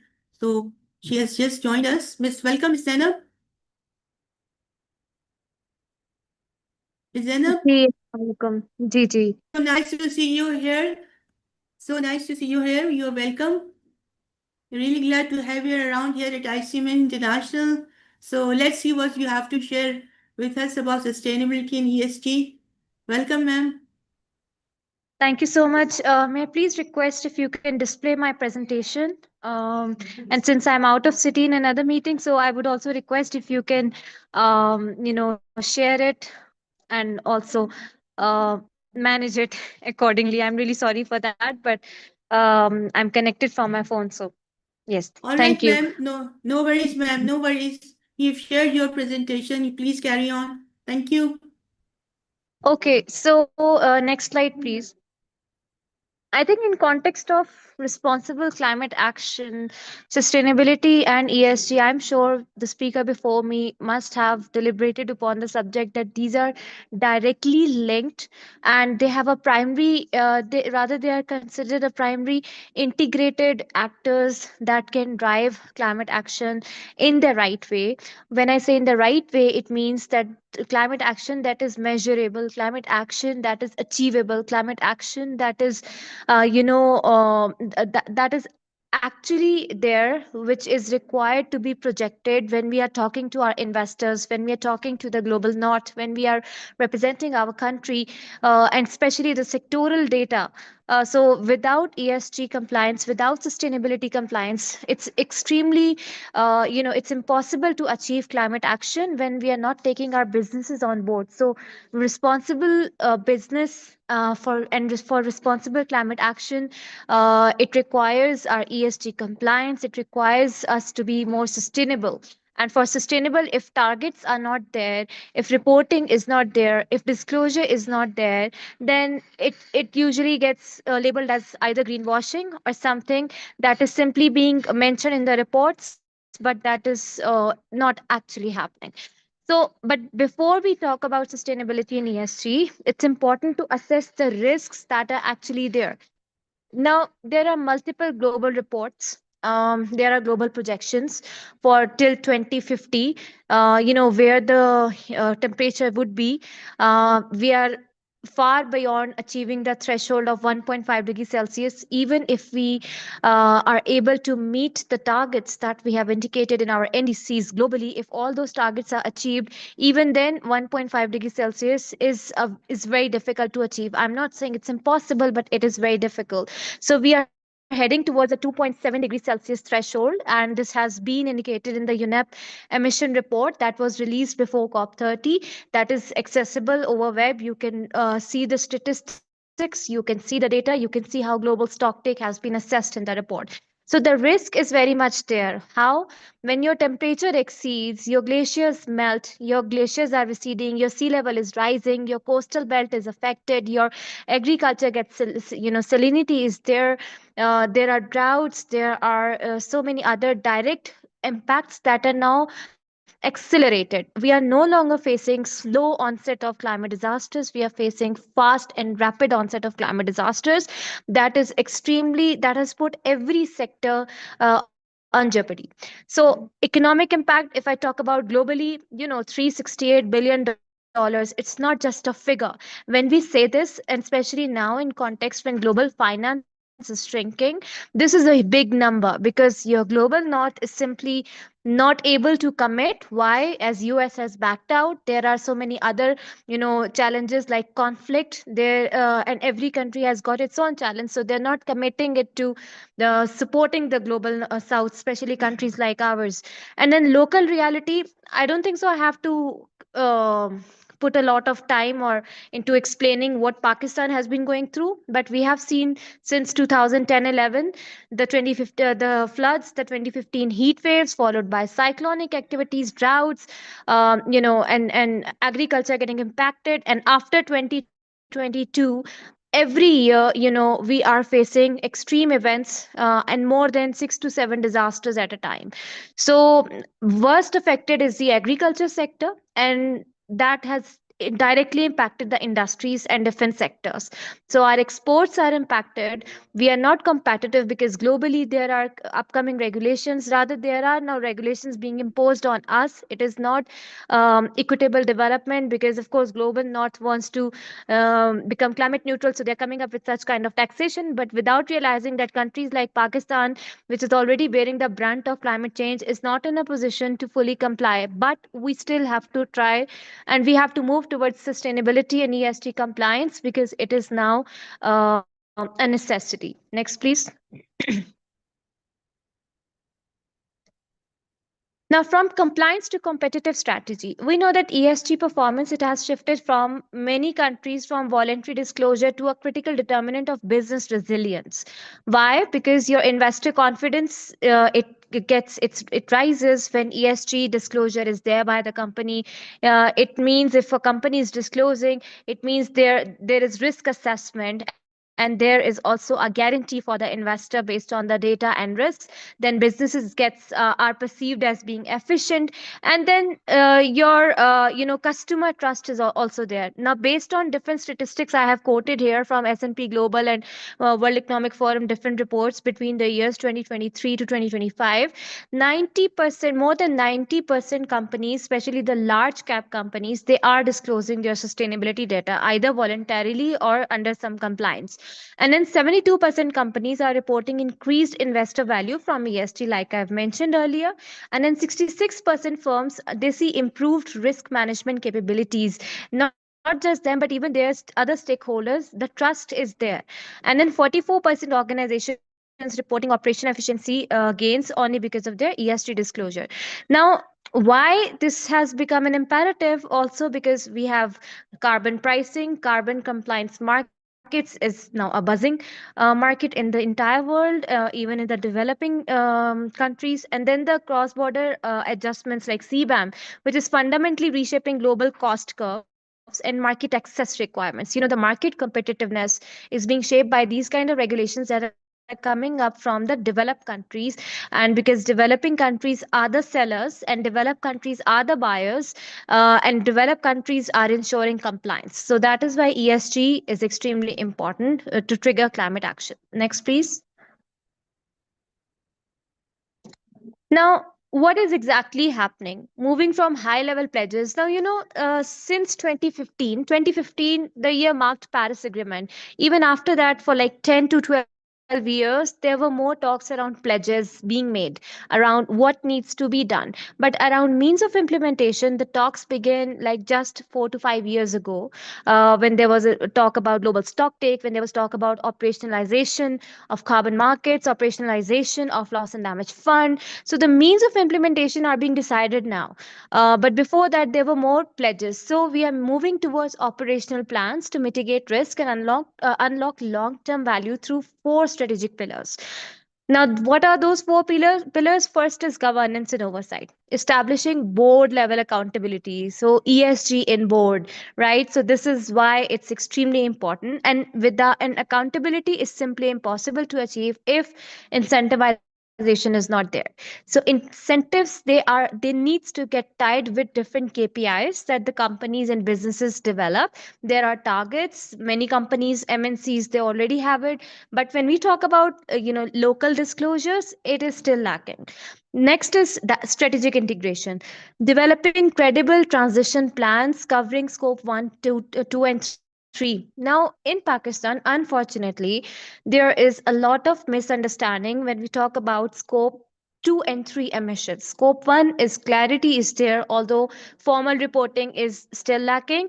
But around scope 2 and 3, there is a lot of confusion. And I think in that context, capacities needs to be built up when we talk about scope 1, 2, and 3 emissions, and also when we talk about the overall decarbonization process. Because this is my personal point of view. When I talk about decarbonization, many people say net zero. Companies are committing net zero. Well, I believe net zero is extremely idealistic scenario, and for countries like Pakistan, not just Pakistan, but even other developing countries, net zero is simply impossible to achieve. But I think decarbonization is achievable. So net zero is like a utopian sort of a system, and decarbonization is a action plan to move towards the better end, right? So this is what it is. I don't believe net zero is achievable for countries where already global finance is not there and the capacities are lacking. So net zero is impossible as of now. Decarbonization could be a good strategy. Many companies are working around decarbonization, and I think those that are working around decarbonization are also working around GHG inventory. Those who want to engage in carbon markets, they understand the realities around it. They are engaging. That's why we are having now policies made around carbon markets, around GHG inventory. A lot of pressure is being put on the government to update the inventory on the latest methodology. So this is the reason why data is everything. Data supports your case when you are going to the world to even ask or demand for finance. So it's important. Next is adaptation and resilience. Yes, mitigation is extremely important to achieve climate action, but adaptation and resilience for developing countries, this is another target that needs to be achieved. So, conducting physical risk assessments. Why? Because if physical risk assessments are not conducted, you will not be, whether you're a business, whether you're a country, guarantees will not be there. So, investor is not going to come.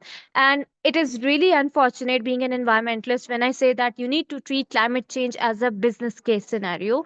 Uh, because otherwise you are simply not going to get anything, not domestically, not internationally. So, and you're not going to be able to take action.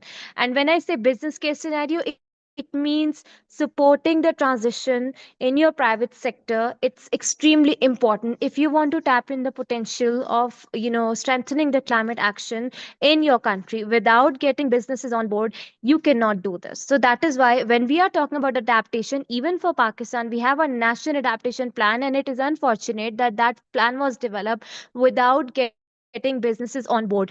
Business strategies are not in alignment with national adaptation plan. That is why even if that's a simple a CSR, that does not get aligned with your climate action agenda. So what is the agenda? So government and private sector and businesses need to sit together to develop these kind of plans together and to set out targets and means of implementation for achieving those targets jointly, not in silos don't work. And the last pillar is transparent disclosure. Yes, it's extremely important. There are many standards now: ISSB, CSRD. I'm sure through ICMA platform, you all have been learning about these a lot. So, but which standard is relevant, which is not? I think at national level, this capacity building program needs to be scaled up to make businesses and the governments understand the significance of these reporting, disclosure reporting. Next, please. Next, please. Thank you.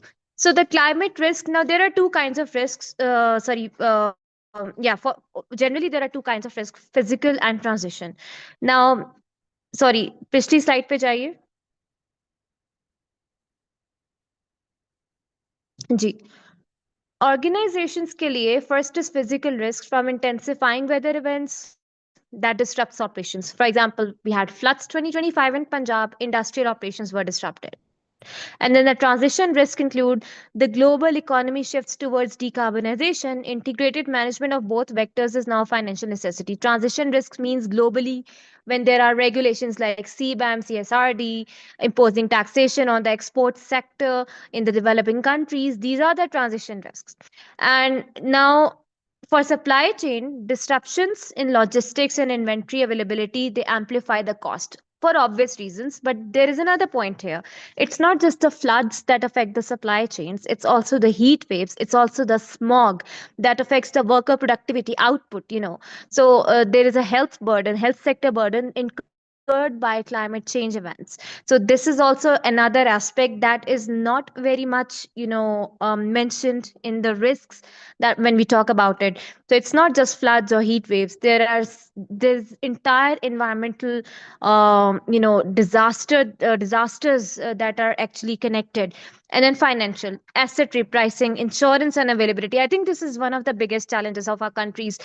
Guarantees are not there. Why? Up to date data is not there, data fudging is there. When guarantees are not there for the investors, they would simply not invest. So insurance is not there, hardly any insurance schemes, although we have a good microfinance sector. Now we have a green taxonomy as well, but insurance is still not there. Adaptive social protection policies are not there, not even for the communities, not even for the businesses. So I think we're not thinking in that direction as of now.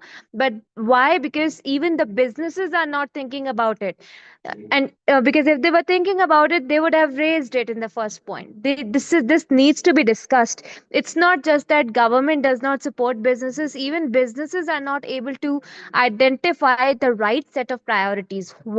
I mean, I was talking to some businessman the other day about adaptive social protection, and he said to me that, that is not relevant to us, that is relevant to communities and farmers. What do we do with it?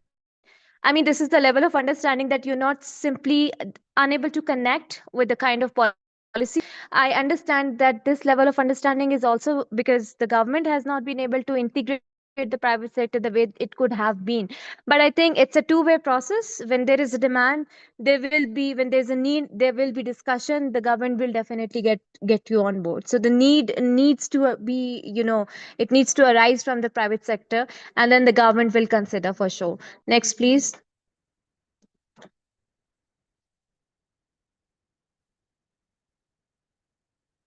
Thank you. Climate opportunities. Now, the trillion-dollar pathway. Climate is not just a threat multiplier, although it is, but it also opens new avenues of opportunities for developing countries like ours. As I mentioned, treat it like a business case. There are many opportunities with the risks. There's a potential for public private partnerships. There's a potential for mobilizing domestic finance. There's a potential for engaging with donors, with development partners who will support the climate action where public private sector are involved jointly.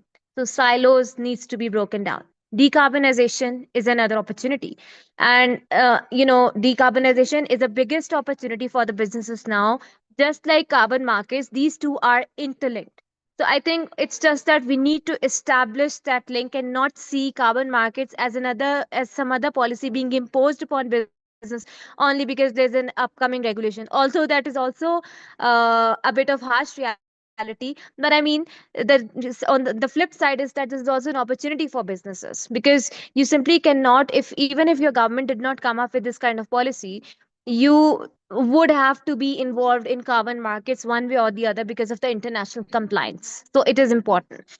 Um, Now, in context of energy transition, global investment in energy transition technologies 2025 alone, driving momentum in renewables, grid modernization. I know there are questions around prosumer regulation. That's another big disaster that our country is facing only because of the ad hoc planning, not long-term planning, and this shouldn't have been done. So, but again, when you are lacking the long-term planning for in the energy sector, when your grid is aging, when indigenization is not there, energy transition becomes a question mark. And for that, especially the power wheeling reforms, the CTBCM, it all needs to be, these are all well connected, and your energy transition goals are directly aligned with your climate action agenda. So, in this perspective, I think we need to prioritize our actions, and we need to give a pushback to policies if they're not supporting the business environment, and that I'm sure businesses are doing, and I'm sure government is going to be listening. So but you have to create a balanced approach. It's not just asking, it has to be at the giving end as well. What you can give, what you can get out of it, and what you can give out of it. So this has to be a balanced approach. And then resilience tech. Now, the projected market opportunity for climate adaptation tech by 2030, including water systems, cooling systems, and advanced climate analytics platforms. Data is your new climate action. Although it is not new, but for Pakistan, I think it is new. Sorry, Nomita, मेरी slides गायब हो गई हैं, आप please मुझे show नहीं हो रही.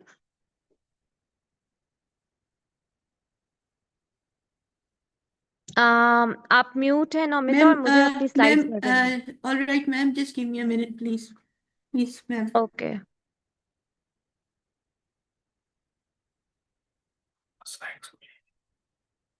यही है.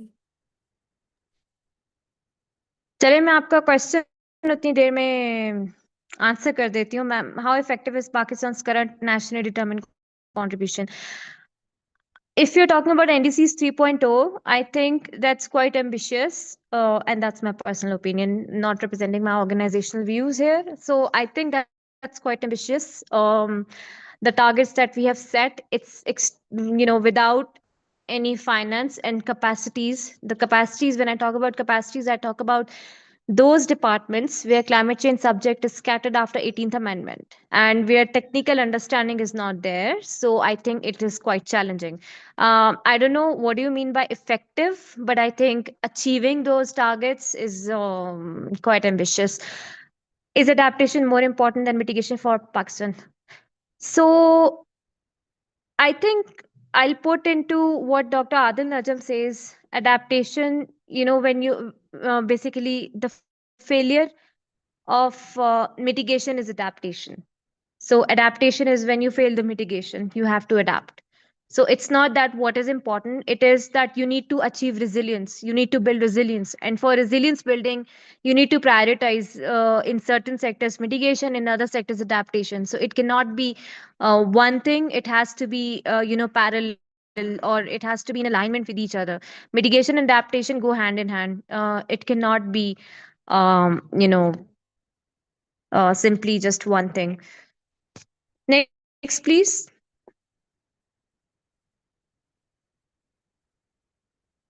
Next slide, please.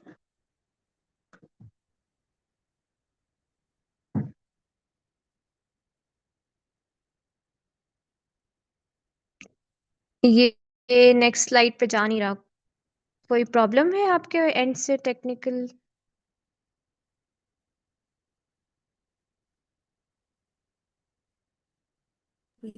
Ma'am, just give us a second, please. Okay. Ma'am ये तो आपका मसला है इसका. It's not going.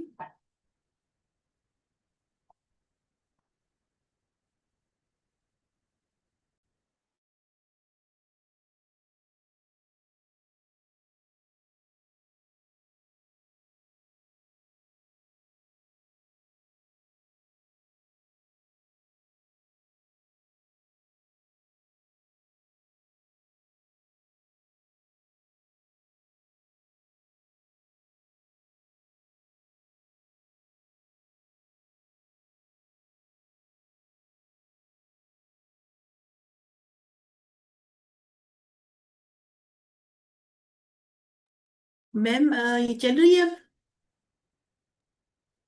मुझे नजर आ रही है, लेकिन इससे अगली स्लाइड पे ले जाइए प्लीज। अच्छा अच्छा जी, नेक्स्ट। और इसको हाँ स्लाइड शो मोड पे कर दें प्लीज। जी इस पे जी। Now Pakistan's climate crisis. This is a simple comparison of the floods 2022 and 2025. Uh, and I do not rely totally on this analysis. Why? Because when we talk about the loss and damage, it's there's a lot that doesn't get reported in context of the rehabilitation, in context of the mental trauma, in context of so there's so much other that needs to get ma'am reported, ये and the ठीक है, health ये slide burden. ठीक है। जी जी ये slide ठीक है, alright इसको भी नेक्स्ट कर दीजिए. Alright, And then thank you. we do not have a resilient financing infrastructure at place. We are still unable to establish our own domestic capital, although we have the potential, but the domestic capital is simply, the financing strategy that needs to be there in place as something that is a preemptive strategy instead of, that is anticipatory instead of a reactionary approach. That is missing. अब अगर मैं sector wise impacts की बात करूं in Pakistan, economic vulnerabilities, so the climate risks are not even uniform across the sectors. They strike key economic pillars differently, creating distinct operational, financial, and regulatory challenges across the national economy. Now, you see the difference here. Agriculture sector, 22% of the total GDP, and then it has a 38% of workforce. When it comes to textiles and apparel, the major export engine is your textile sector. And then we have the manufacturing and the energy sector, the overall infrastructure. Now coming towards the agriculture aspect, the climate vulnerabilities, heat stress is there, which is of course reducing your crop yields. Wheat, rice, maize, all of your cash crops are getting impacted because of extreme heat.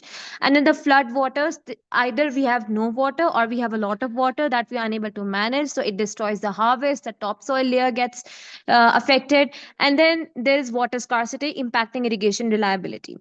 So food insecurity risks and rural income collapse cascading into broader economic demand shocks. Now come towards the textiles and apparel. Raw material volatility, of course, cotton supply chain disruption is there when your crop is not getting enough water, when it is not getting the moderate temperature that is required, it is not giving you the proper yield. And then there is also infestation of the insects, because that is also driven by climate change. Please पिछली slide पे ही रहने दें, मैं discuss कर रही हूँ वो. Thank you. Then energy cost spikes affecting competitiveness, and global buyer pressure for ESG compliance is already there for your textile industry. And because your textile industry is not able to do it, because nationally आपकी compliance उस तरह से अभी तक वो जिसे कहते हैं streamline नहीं है, voluntary basis पर है, SCCP guidelines are there, but still हम बहुत delay करके हम इन चीजों की तरफ आए. Already नुकसान बहुत हो रहा है. And then manufacturing and industry. Now, asset downtime from extreme heat and flooding, efficiency losses in thermal power generation, and rising carbon taxes and regulatory costs. Your energy sector is already going through a lot. We know there's no indigenization. The subsidies are not there, and the grid is there. IPP's problem is there. Capacity payment issue is there. So, and already we are climate vulnerable. So it's not just the climate shocks, but the structural vulnerabilities are also there. Next, please. So the global supply chains, climate disruption, and business continuity. Now you see climate change, जैसे मैंने कहा, it is a threat multiplier for global supply chains, which exposes your vulnerabilities in lean, just-in-time models.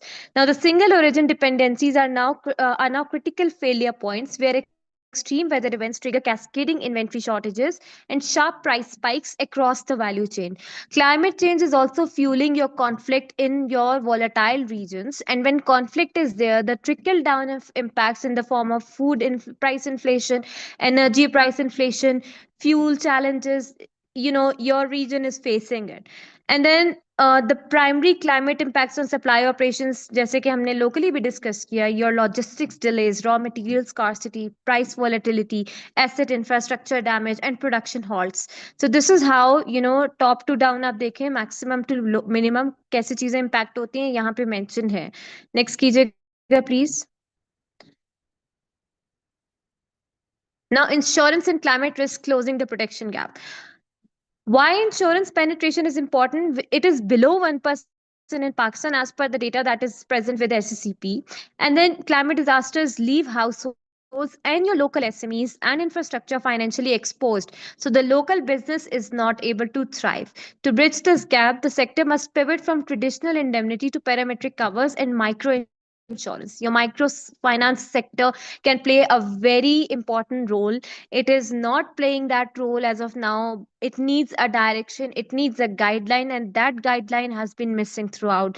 And then the scaling these solutions require robust hazard mapping, public private partnerships, and international support through disaster risk pool like the Global Shield.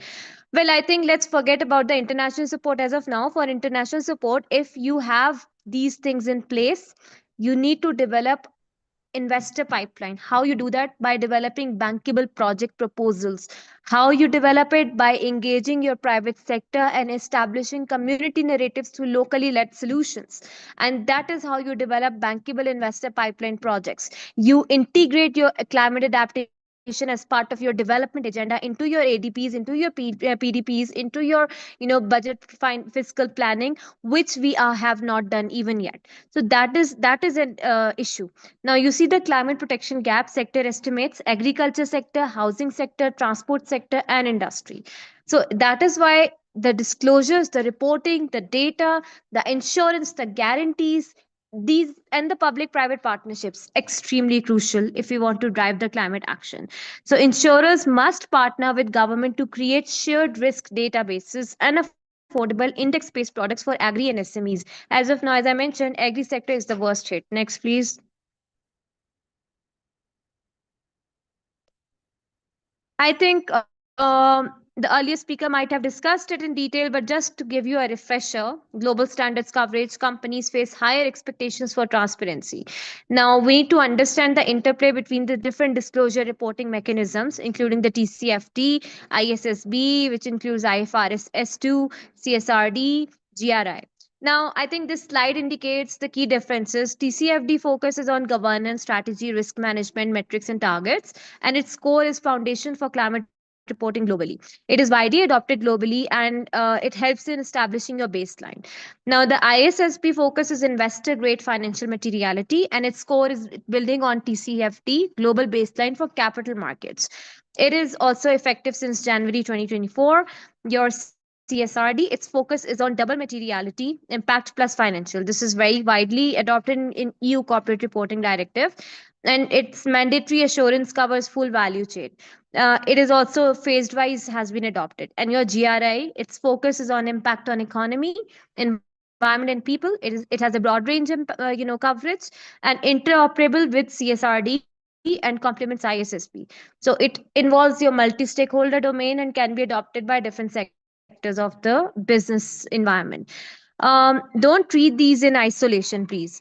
If you're a business, you need to have an understanding about all these reporting procedures, whether that's TCFT, ISSP, CSRD, or any other procedure that's upcoming, because everything is overlapping. So to build a unified database, you need to, have an understanding about all of these standards. All are equally important. Next, please.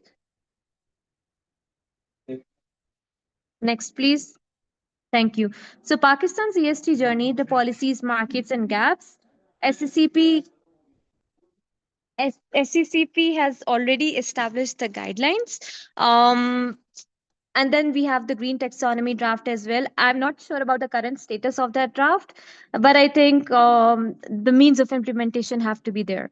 Now, when we talk about Pakistan's climate governance and performance, as per the CCPI index in 2026, Pakistan's overall climate governance has improved, and we are ranking in the top 15. But it does not mean nationally, it means compared to many other countries, we have improved it. But at nationally, a lot needs to be done. We are still lacking when we talk about public private partnerships for achieving climate goals. Next, please. So I think I have discussed this enough. It is a business resilience strategy. Your risk management, your market access and growth, financial performance, operational efficiency, it all depends and relies on your ESG. It's extremely important. Next, please. Now, what are the gaps? Existing policy versus what gets implemented. Current gaps, fragmented mandates across federal and provincial tiers. Yes, that is a key gap, especially after 18th Amendment, and capacities are missing. Limited local institutional capacity, I've mentioned it already. Weak data infrastructure for monitoring. Traceability is not there, whether that's government level or private sector level. And of course, financing constraints. Now, how these can be bridged? Devolving targets. After 18th Amendment, it would have been best if all those targets were with clarity would have been devolved in all the local departments and they would have been established. But unfortunately, that is not there. Still, I think devolution is not only about establishing more local governance actors, it is also about how within different departments mandates clarity gets, integrated. So this needs to be done, whether that's your private sector or your public sector. Sectoral roadmaps needs to be there with specific targets. Supply enablement capacity building for SMEs, it needs to be scaled up, and private sector can play an important role here. Digital MRV, I think we are still lacking behind in context of digital transformation. It needs to be there. So I think with all these actions, if they are bridged together, we can achieve measurable outcomes. Next, please. I think carbon pricing and market signals, what business must know. CBAM is there. ESG disclosure is now becoming mandatory. So I think I won't deliberate much upon it, but you need to get yourself involved in carbon markets. It's extremely important to achieve export competitiveness through proper reporting, GHG inventory reporting, your value chain reporting, your scope 1 to 3 emission reporting. Your decarbonization targets have to be achievable and practical. Instead of getting ambitious, be practical about it. Next, please. Now, the path forward is governance and accountability. When we talk about governance, it is not only for the public sector, but for the private sector, equally, it's important. And accountability mechanisms have to be very straightforward. You know, if you're more open about accountability, your investors' confidence is going to increase. Credible transition plans have to be there for your scope 1 to 3 emissions, proper roadmaps. It doesn't matter if you will achieve your targets by 2030. What matters is what is your overall roadmap of achieving the targets. That matters. Decarbonize operations, I've mentioned earlier. Invest in resilience. Align your strategies with government's adaptation strategies. It's important. Your physical assets against climate shocks, how you insure those assets, how you diversify your supply chains. It's important. Elevate reporting quality. Yes, very much needed. And mobilizing finance. Mobilizing finance does not mean you have to give money to the government, but mobilizing finance, even if that's your CSR, putting money at the right place matters a lot. It's not just that doing forestation projects. Sometimes, climate change is more than that. So I think these targets have to be developed, which are achievable rather than being ambitious, and businesses can do wonders. So thank you so much. That's all from my side.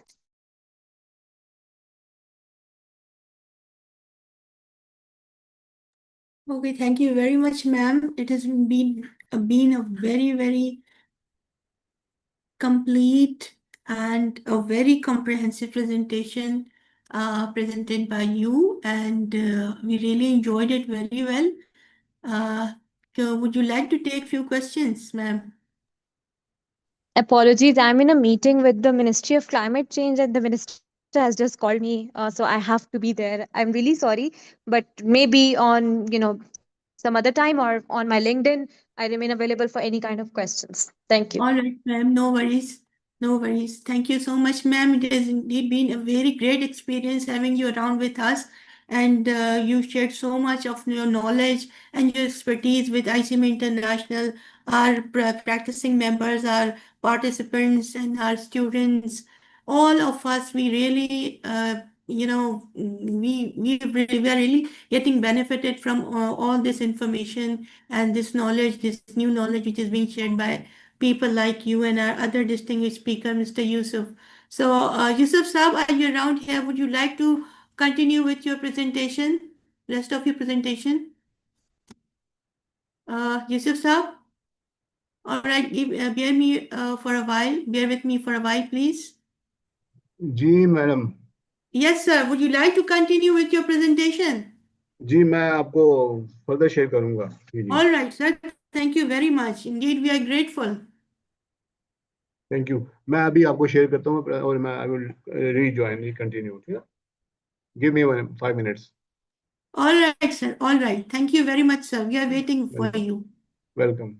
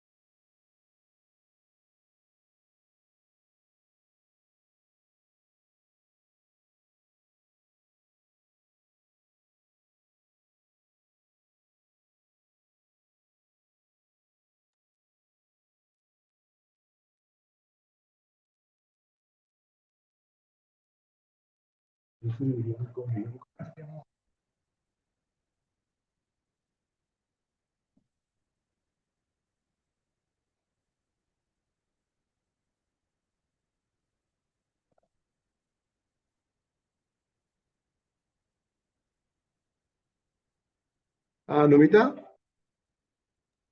Yes, sir. you can see this video. Yes, yeah, it's very much visible, sir.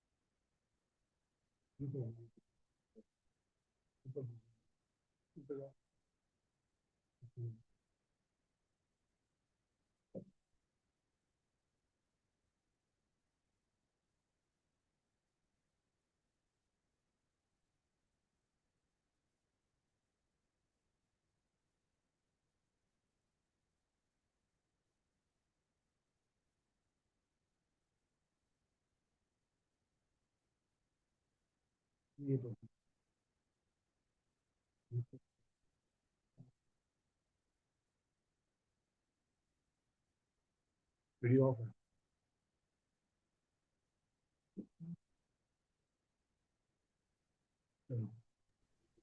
Dear participants, bear with us for a while as Yusuf Saab is going to get back to his presentation. So it's just getting prepared and, he'll join you. In fact, he has already joined. Can you see this presentation video? Yes, sir, we can see this. Okay, you can play it and this is for the audience.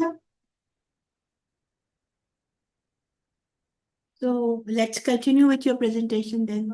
Yes, ये video देख लें, इसमें ये बड़ी important है। But these are practical. Yes, sir.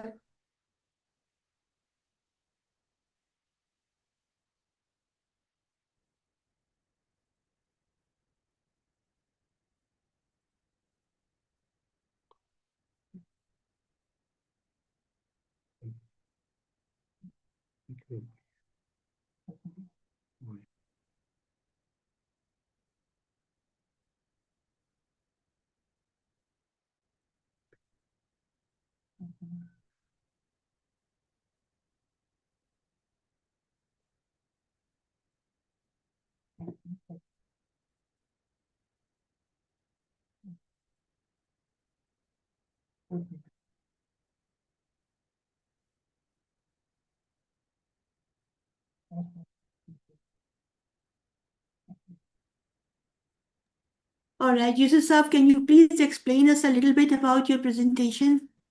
जी मैं बता रहा हूँ ये वीडियो कंप्लीट हो जाए. This is the Yeah. solid waste management, the best way of managing solid waste without any cost. Yeah, we are looking forward towards it.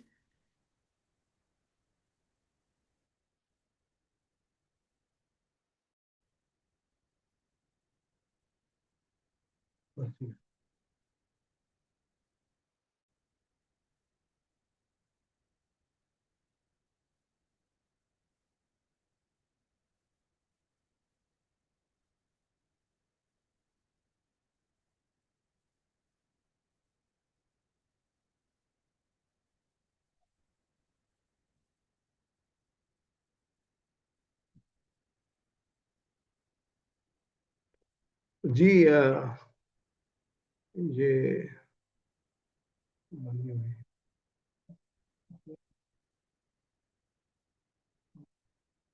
Numita, I am coming back. You can't say. No worries, sir. We are waiting for you. Please take your time.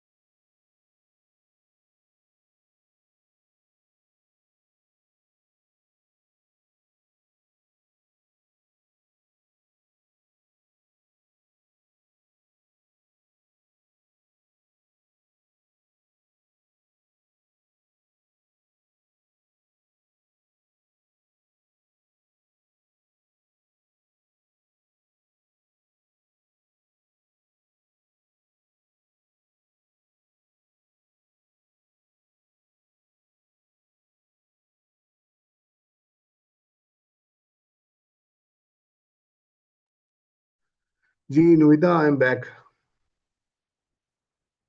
Can you listen? Yes, sir. I can see your presentation, and Okay. let us continue with your presentation, rest of your presentation. Thank you, Okay. sir. Welcome.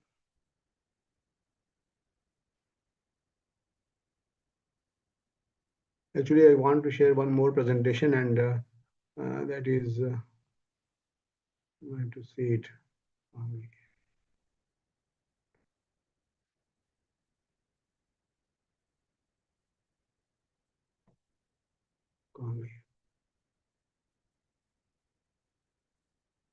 Screen. अच्छा ये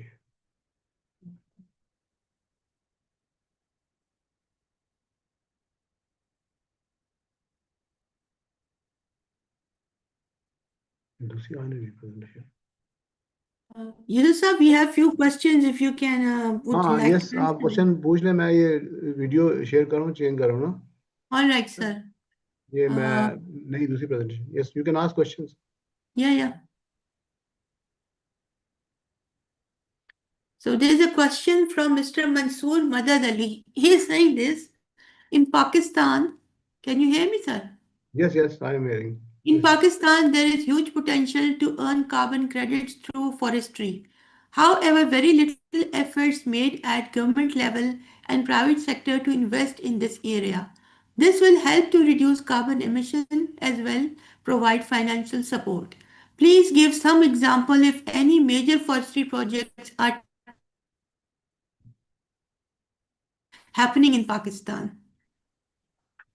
Yes, this is very relevant and pertinent question, and there are two parts in this question, and first part is the carbon credits and the forestry to get benefit of the carbon credit from the global community. Actually, this is as per the Sustainable Development Mechanism under the Paris Agreement, class 2.6, I think, 6.2. This requires that the carbon credits generated from the developing countries can be used to finance the projects in these countries. Earlier, this was being dealt by Excuse me, the. sir. Could you be a bit louder, please? Could you please move a little closer towards your mic, please? Okay. Thank you, sir. Now it's okay. Now it's okay. Now Yes, it is sir. okay. Okay. Yes, sir. Actually, earlier this mechanism was dealt under the CDM process, Clean Development Mechanism.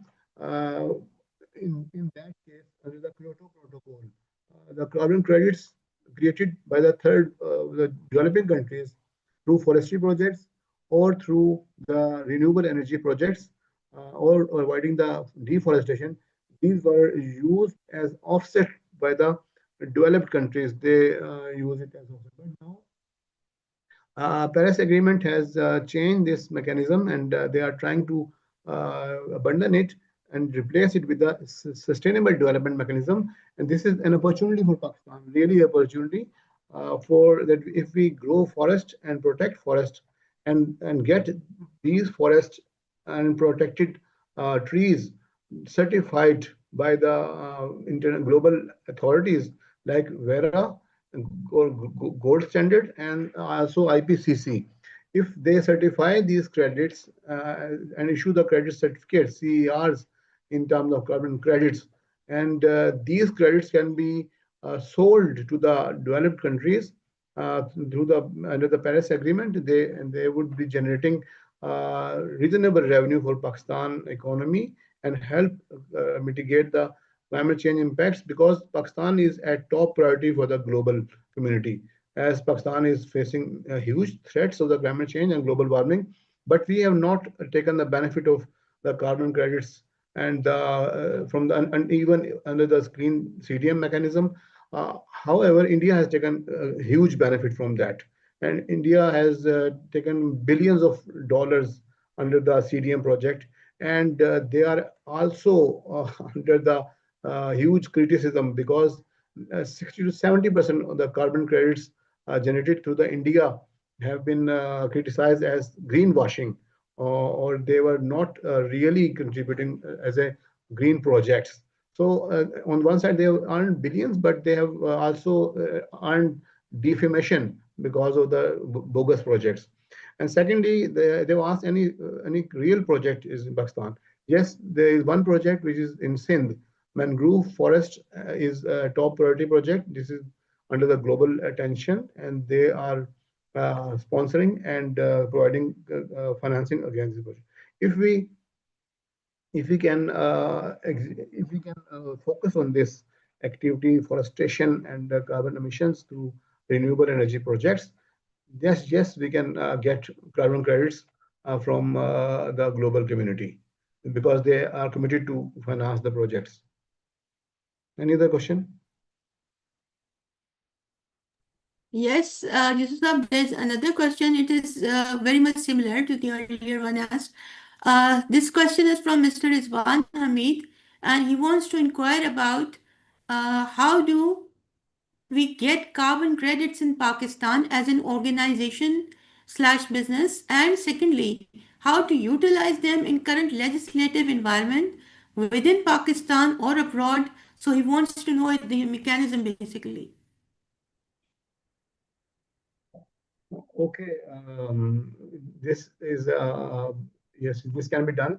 And if you want Pakistani companies to get the carbon credits, this has to be done through the government of Pakistan, Ministry of Climate Change, and we have to move our application from the ministry, most preferably Ministry of Climate Change, and they can get the benefit of the project. But we have to study the mechanism available on the website of the UNFCCC,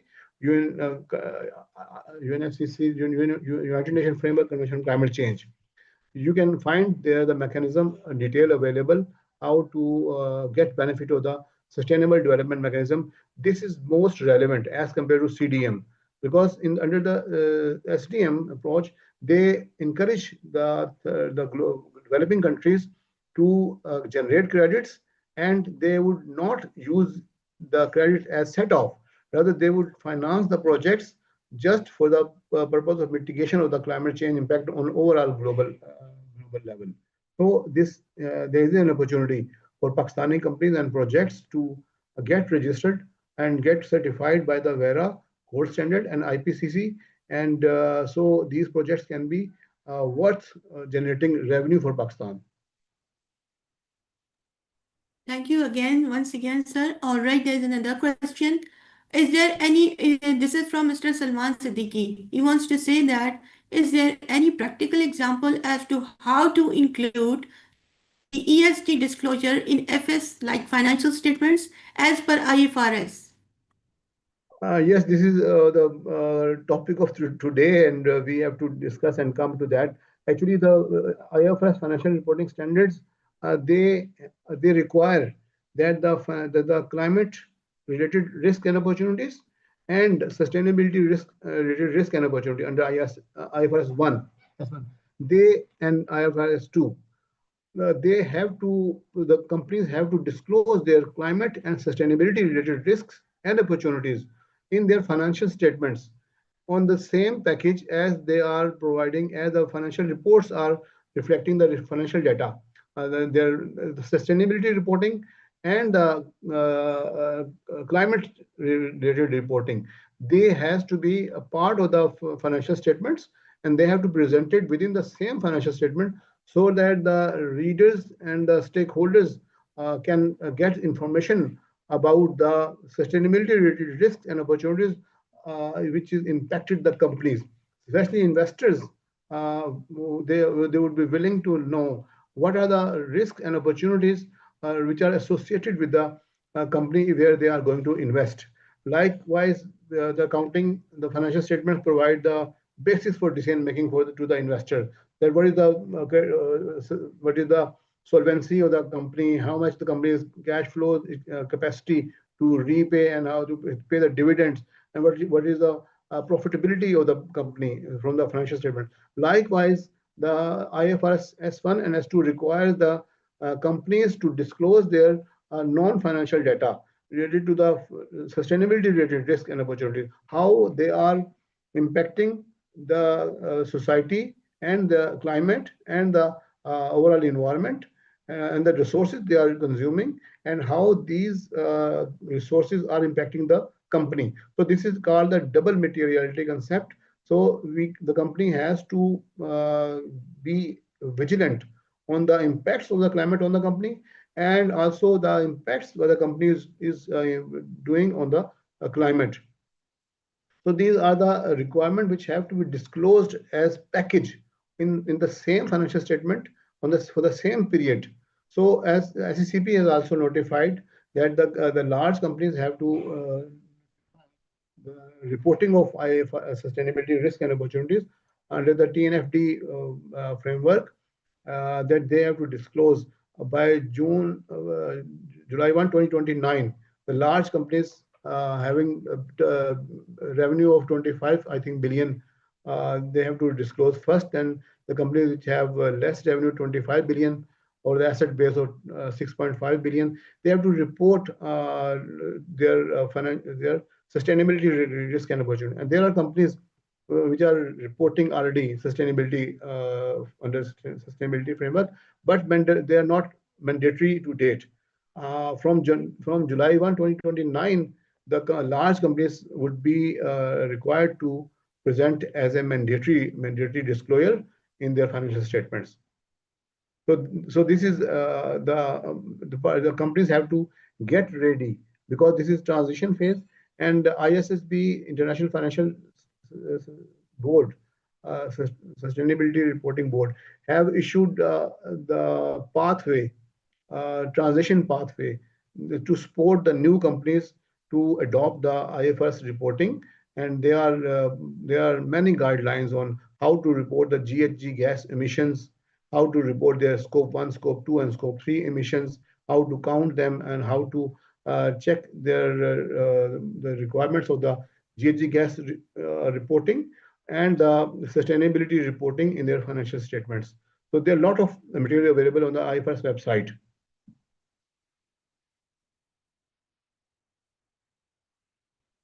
G. you very much, sir.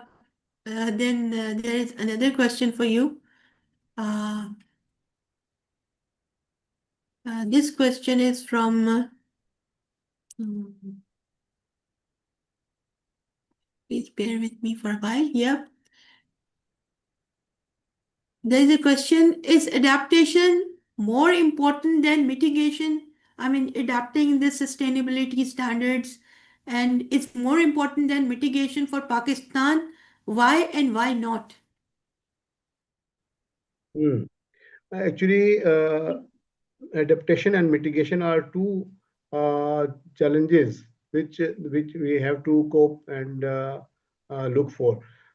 Mitigation is the first choice that we have to go for mitigation of the climate impacts. We have to adopt the strategies to how to reduce the carbon dioxide emissions and the GHG emissions. If we can reduce our carbon footprints, this is the first choice. And if we can't do it, mitigation, then we have to go for adaptation. Then we have to be resilient to how to adopt to the climate changes in Pakistan. So, for example, we have to construct building in the flood-prone areas to meet the challenges of the floods. We know that floods are going to come. If we can't stop the floods, we have to be prepared. The challenges the flood would hit us. So in the agriculture sector, we have to go for crops which can resist the floods, over watering. And in the construction sector, we have to adopt the strategies, and we have to adopt the standards which can retain the challenges of flood. Likewise, in the food sector, we have to adopt to the crops which can face the drought, and which can be developed without more water, like cotton, we have to, and rice. In these two crops, if there is drought and the changes of weather pattern, so we have to make research to find out the ways how we can develop the crop which can resist the climatic conditions. NARC, PARC are there, and they are working on the research on the crops to develop climate resistant seeds, so that we can have a good crop in the coming season in the worst climatic conditions. Very well answered, sir.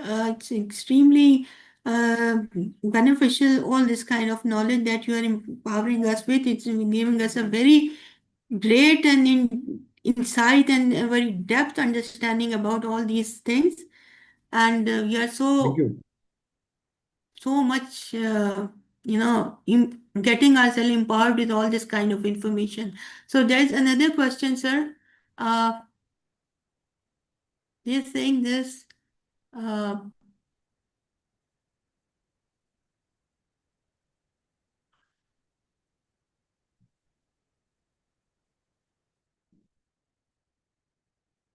Yes. Yes, Namita, go ahead with the question. I can't listen.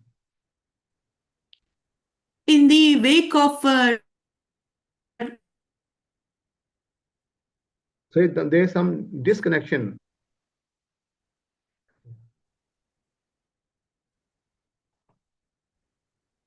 Namita, I can't listen to you. all right, I can't listen to you. is Pakistan. All right, sir, give me a second, please.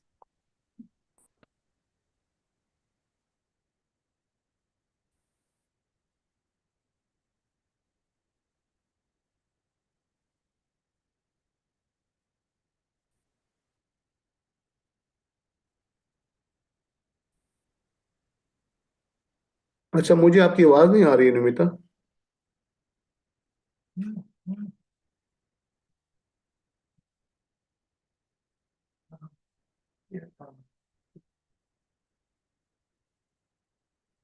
Can't listen to you. जी जी, आप दोबारा बताइए। आपकी आवाज बहुत distort हो रही है।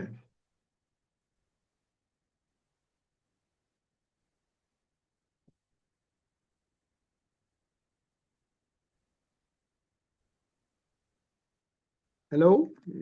Can't listen you. Can you नहीं, आपकी आवाज नहीं आ रही है. आपकी आवाज बिल्कुल नहीं आ रही है.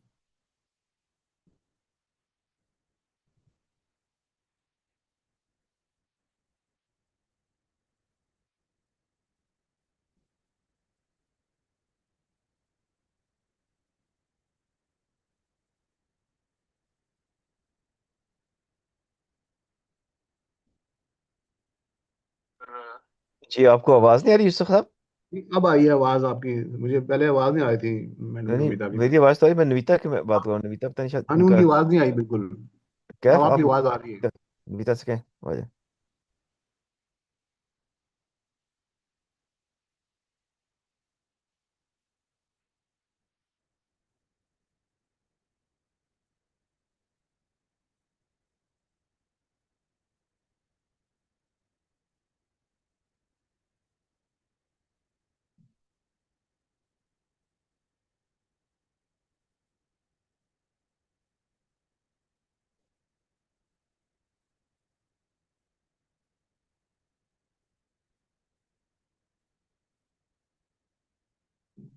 जी नमिता. सर जी जी. am I audible now? जी मैं अवेलेबल हूँ. यस, आपको आप मेरी आवाज आ रही है सर? अब आ रही है. बताइए आप. ओह सॉरी सर, वो इंटरनेट थोड़ा उसमें प्रॉब्लम आ गई थी, अच्छा. तो highly apologetic for that. Sir can you continue with your the rest of the presentation, would हाँ लाइक टू. जी जी, मैं बिल्कुल कंटिन्यू करता हूँ. ये देखें, अभी ना ऑल हम right. We are going to discuss the standard, the core part of our presentation. What are the global framework on sustainability reporting and evolution of the sustainability reporting standard IFRS S1 and S2? So we will try to discuss. All Can you right. see the presentation well? Yes, I can see it. Okay, okay. So I have already discussed that there are several frameworks on the basis of which the IFRS Sustainability Reporting Standard S1 and S2 have been evolved. IPCC Inter Government Panel on Climate Change (TNFD) Task Force on Nature-related Financial Disclosure, then Integrated Framework Reporting Framework, then CDSP. So these frameworks are the basis for the development of the IFRS sustainability standard. So from this presentation, I would show you that SASB standard and integrated reporting framework, they both have been merged into a new organization called Value Reporting Foundation, and that Value Reporting Foundation (VRF) has been taken over and merged into ISSB. Likewise, the CDP developed CDSP, and these CDP standards have been adopted by the ISSB. Likewise, the whole structure and the framework of TCFD, Task Force on Climate-related Financial Disclosure, that has been merged into ISSB, that has been adopted as part of the IFRS S2 specifically. GRI, our GR reporting also part of the ISSB. The main two frameworks, PRI, Principle for Responsible Investment, and the Greenhouse Gas Protocol. These two standards are working independently, but they are mostly referred to for the presentation and the disclosure requirement of the IFRS S1 and S2. So Greenhouse Gas Emission Protocol and the PRI. So coming to the framework, the standard IFRS S1. So IFRS system, there are two standards which were issued by ISSB in June 2023, and globally their date of implementation is from July 1, 2024, for the report to be issued in 2025. Globally, this standard they have been issued, and their reporting requirement is in line with the dates I have mentioned. However, the ISSB has relaxed the jurisdictions that they can adopt the dates as per their own relaxation and their own convenience. Like SECP has announced to adopt the standard from July 1, 2029. So the IFRS Sustainability Disclosure Standard are developed by the ISSB. IFRS sustainability disclosure standards are developed to enhance investor company dialogue so that investors receive useful globally comparable sustainability reported disclosures that meet their information needs. The ISS is supported by staff. So the purpose of developing IFRS S1 and S2 in the presence of many frameworks which were already there is that investors around the globe need a comparable standard and the uniformity in the financial and sustainability reporting. So the purpose of IFRS S1 and S2 is the disclosure of sustainability reporting information which is globally comparable. Likewise, like just the international financial reporting standards provide a global baseline on a systematic way which is equally applicable throughout the globe. So the purpose is to provide decision useful information, comparable sustainability related disclosure that are assurable to meet the information needs of the investors. At the same time, it should be cost effective, enabling company to communicate to investors globally comparable, comprehensive information about sustainability risk and opportunities without undue cost and effort. The general purpose financial requirement of disclosure of sustainability risk and risk related information, it requires to disclose material information about sustainability related risk and opportunities. This is important that the company have to report not every sustainability reported risk, but they have to focus on material information, which is material for the investors. So the standard asks to apply TCFD architecture, that is governance, strategy, risk management, metrics, and targets, the 4 pillars. So the companies have to adopt that. It requires industry-specific disclosures.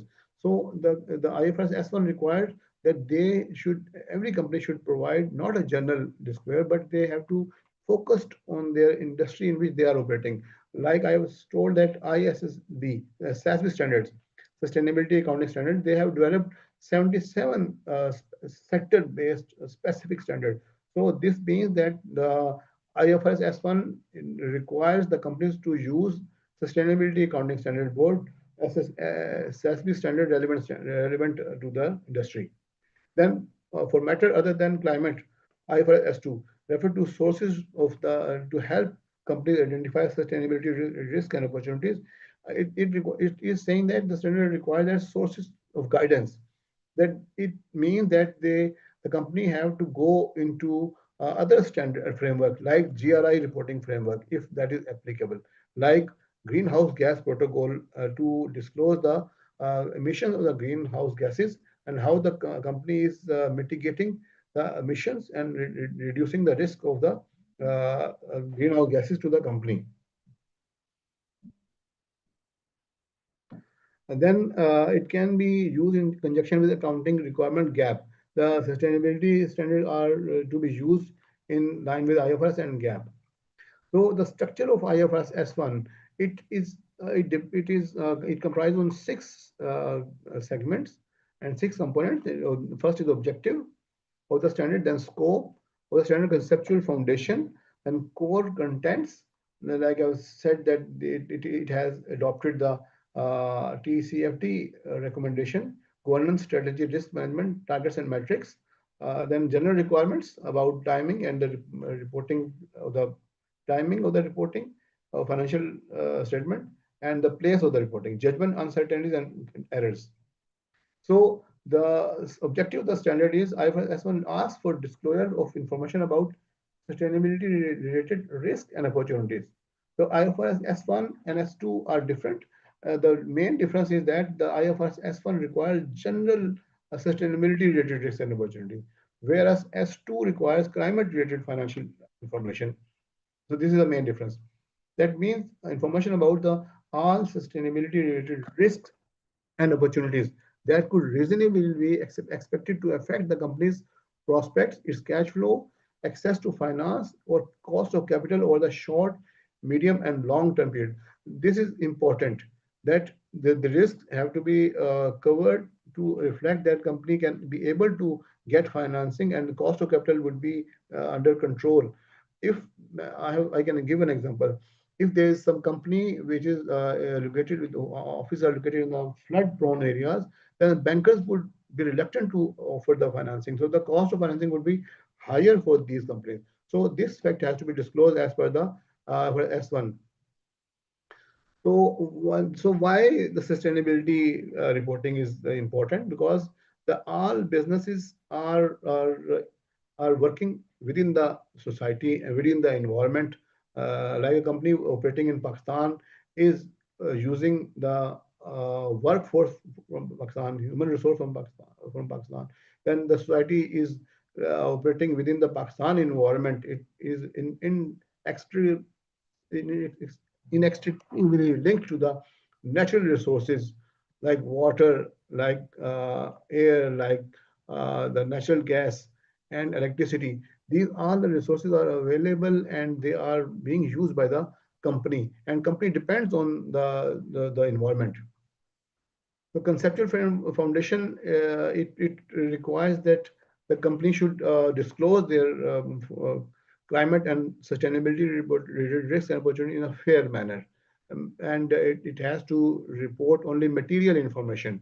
And the reporting entity is the same, which is reporting the financial information. It means that the company, when it prepares the financial statements, the same company has to report its sustainability reported risk and opportunity. Then connected information is also very important. It means that when a company is reporting about its sustainability risks, it should be connected with the financial statements. If, for example, the company says that we are not able to get insurance at low rates and the cost is going high because of our nature of business, and the companies are reluctant to offer us insurance cover. So the cost is increasing because of this risk. So the impact is disclosed as the sustainability related risk, and so the company has to disclose that how much additional cost in the operating financial statement has to be disclosed. The income statement would be reflecting the same thing, and with the reference to the the sustainability reporting disclosure. So the disclosure should be interlinked. So this should not be that like the company is saying that, okay, we are facing challenges and we are facing problem with the insurance companies or the cost of financing through banks, but there is no link or no information in the of the increased cost in the financial statements. The fair presentation means it requires disclosure of relevant information about the sustainability related risk and opportunities that could reasonably be expected to affect the company's prospects. To achieve faithful representation, an entity shall provide a complete, neutral, comparable, verifiable, timely, understandable, and accurate depiction of those sustainability risks and opportunities. So you can see how the in-depth clarity is required while reporting the sustainability risk. You have to be very complete, neutral. You have to provide timely, verifiable information. You can't say without any verification, or just you cannot provide vague information. So this is very important, and complete depiction of those sustainability risks and opportunities. So company has to be very careful in providing the sustainability related information. So the paragraph 20 requires a sustainability related financial disclosure shall be for the same reporting entity as the related financial statements.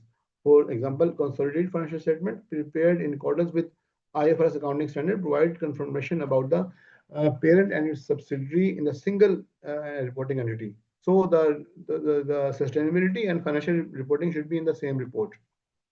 The materiality is very important. Likewise, in the financial statement, we calculate the materiality. What is the materiality level on the basis of which we conduct our audit, and the risks are mitigated and reported. Likewise, we have to be careful in identifying the material sustainability information. Information is material if omitting, misstating, or obscuring it could reasonably be expected to influence the investor decision. So this has been defined in the IFRS S1. Then as I have already told you that IFRS requires that information should be connected. So how it should be connected and which areas to be connected.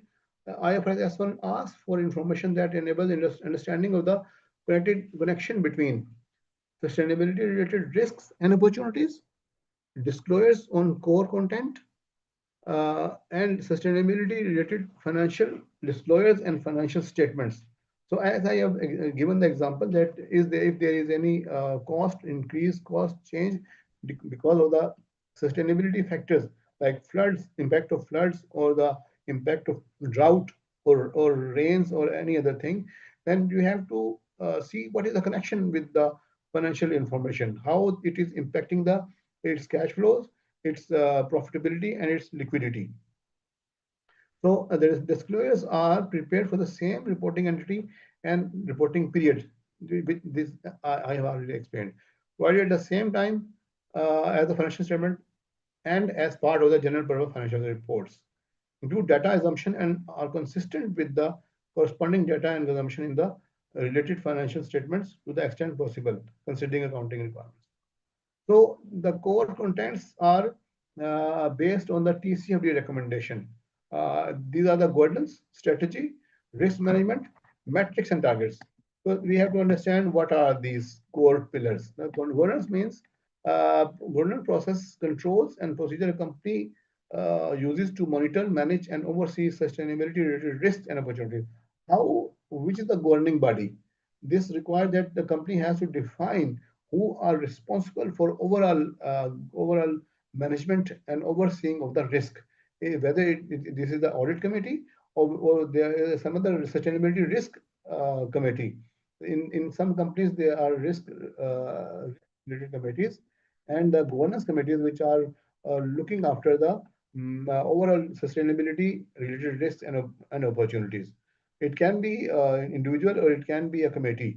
And then strategy, the company's strategy for managing sustainability related risk and opportunities, and then how the company is adopting the way forward and how it is developing the mechanism to mitigate the risk and convert it into opportunity. So always the risk is not a negative thing. You can see that in management we have read it repeatedly that risk can become an opportunity if we manage it. So, for example, that if you are using carbon intensive or the energy intensive appliances in our factory, then there is a opportunity that we can reduce the carbon emission by adopting latest technologies and using the machines which are less intensive energy consumption and likewise the lighting and heating. These the company have to go into energy audit and can reduce the energy consumption and the carbon emission from the heating lighting process. So this is an opportunity. If the company makes a strategy that we are going to decline or reduce our energy bill by 50%, they can use a solar system or other uh, energy mix for their factory and other sites. So the renewable energy can be used instead of the energy which is traditional energy from the fossil fuels. So this is another example of strategy. The risk management, the process company uses to identify, assess, prioritize, and monitor sustainability related risk and opportunities. So this is what we have been discussing, that when we identify, then we have to find the ways to mitigate and the challenges, even either through mitigation or the adaptation or some other techniques. The metrics and targets, the company has to set specific targets, company performance in addition to sustainability related risk and opportunity, how the company is measuring and achieving the risk. And so likewise we do the budgeting, and then we do a cost analysis of the variance analysis, for example. Likewise, we have to do a variance analysis of the sustainability risk and opportunities. Then general requirements of the standard, they as one requires the sources of guidance, where from the company can get data information and guidance to adopt S1, IFRS S1, the location of disclosures, then timing of reporting, comparative information, statement of compliance. So these are the other general requirements which company have to adhere to when they are reporting under the IFRS S1. So we will discuss each segment one by one. The guidance for developing sustainability standards. As I have already told that these standards had been developed in a very short period of time. The board was ISSB was established in 2021, and they have issued the standard in 2023, very record short period. Why that happened and how this could happen? Because they have used the already existing standard, mainly TCFD, then ISSB, then GRI, then integrated reporting framework, then global European standards, ESRS. So they have taken the benefit of the material available, and they are referring now that do you have to identify the relevant risk and opportunity. A company uses ISSB standard and shall consider SASB standards, sustainability accounting standards, industry specific standards. They can check the risk and opportunity from the relevant SASB standard. The company may consider CDSB framework, application guidance, and industry practice and material of investor focused standard setters. So these are the framework. As per my recent meeting with the ISSB co-chair, Sue Lloyd, she was discussing that as per their recent podcast and webinar, they have included TNFD as well, Task Force on Nature-related climate disclosures, and they are working on it that how to consider the TNFD framework for the ISSB. Which information is to be provided? To identify what information to disclose, a company uses ISSB standard, and for matters other than climate shall consider. In the climate-related matter will be discussed in IFRS 2.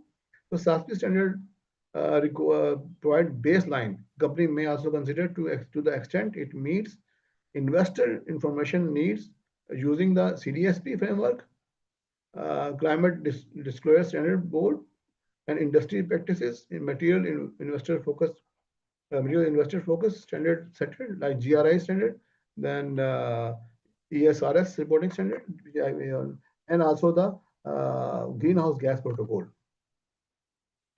The addition to IFRS sustainability disclosure, an entity shall refer to and consider the application of the disclosure topic in the SASB standard, which I have. So for the CDSP, they have to disclose water-related disclosures and the biodiversity disclosures. The company can use CDSP for water and biodiversity. The most recent pronouncement of the standard setting bodies whose requirements are designed. Like SCCP requires some other thing, then we have to adopt the same. Then there is the time where to locate. There was some question that how to integrate the sustainability reporting with financial reporting. So this segment provide the financial statements. The timing is the same when the report issued. If we are reporting for 2026, the sustainability report should also cover the period of 2026. And there is a first year relief as well. If the company is using IFRS S1 and S2 for the first time, they have to be implemented jointly. You cannot say that we would apply IFRS S1 but not IFRS S2. A company have to adopt and apply both the standard. But when a company is adopting for the first time, it is provided relief to not disclose sustainability related risk and opportunity in the first year, only disclose the climate related financial. Does not specify location. You can disclose the sustainability information anywhere in your commentary or management report or the director's report. It is not specified. You have to provide at this point. This is the liberty to provide at any time. Ask for comparative information. Yes, for the preceding period for amount disclosed.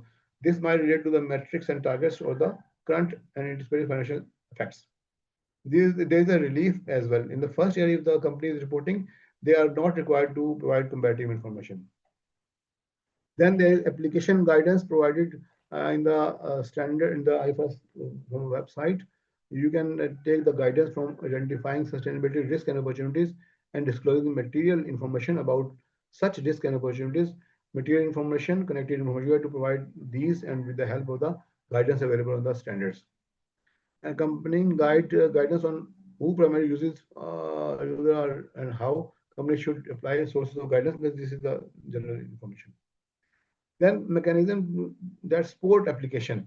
Then the standard provides that you have to see the resources available within the company, and you have to be careful that you have to disclose that if the company has reasonable resources to disclose and work out the climate related risk and opportunities, and how to develop the metrics and targets, and how the governance body would be developed. So the company has to disclose that we don't have the skills and resources. We would be developing the skills and resources with the passage of time through training and capacity building. Help through guidance within the standard and educational material you can get. There are a lot of plenty of material available on the IFS website, and there are webcasts and podcasts available, recorded lectures available, and there are several trainings available. I have attended many trainings at ISSB, then from CDSP, from greenhouse gas protocol, so you can also get the benefit. Then there is transitional relief available. And the another information is the other, such as permitting qualitative scenario analysis and quantitative information on the financial effects. So there is one important thing that the companies which are reporting the sustainability reported related risks and opportunity, they can adopt either a qualitative or a quantitative information.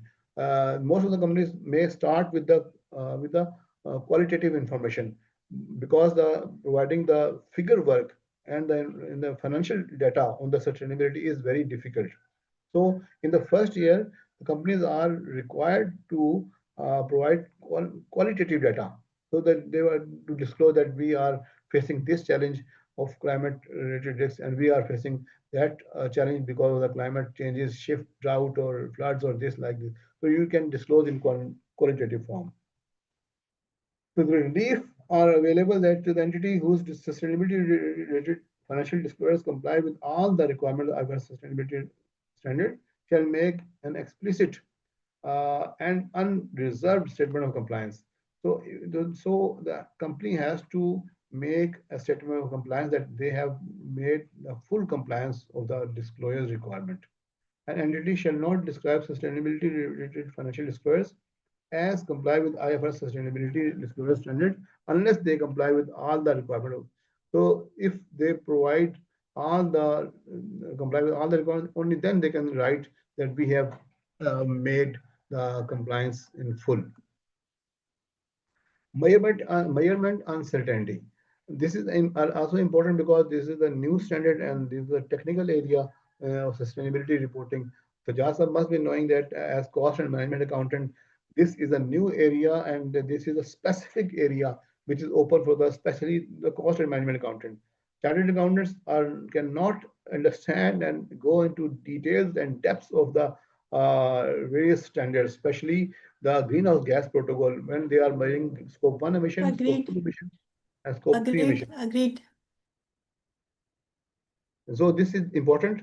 Then entity shall disclose information to enable users of general purpose financial statement to understand the most significant uncertainties affecting the amounts reported in the sustainability reported financial disclosures. So entity identify the amount that is disclosed that is subject to high level of measurement uncertainty. The standard requires that you have to disclose that though we have provided the information on the sustainability risk, but we are not certain.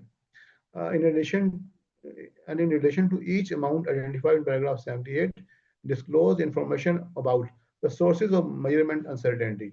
For example, the dependence of the amount of the outcome of future event on the measurement technique or the availability of the quality of data. So this is important that if you are not able to get some information about your vendors or your customers or your other suppliers, anybody in your supply chain, if it is very difficult to get information about the third parties.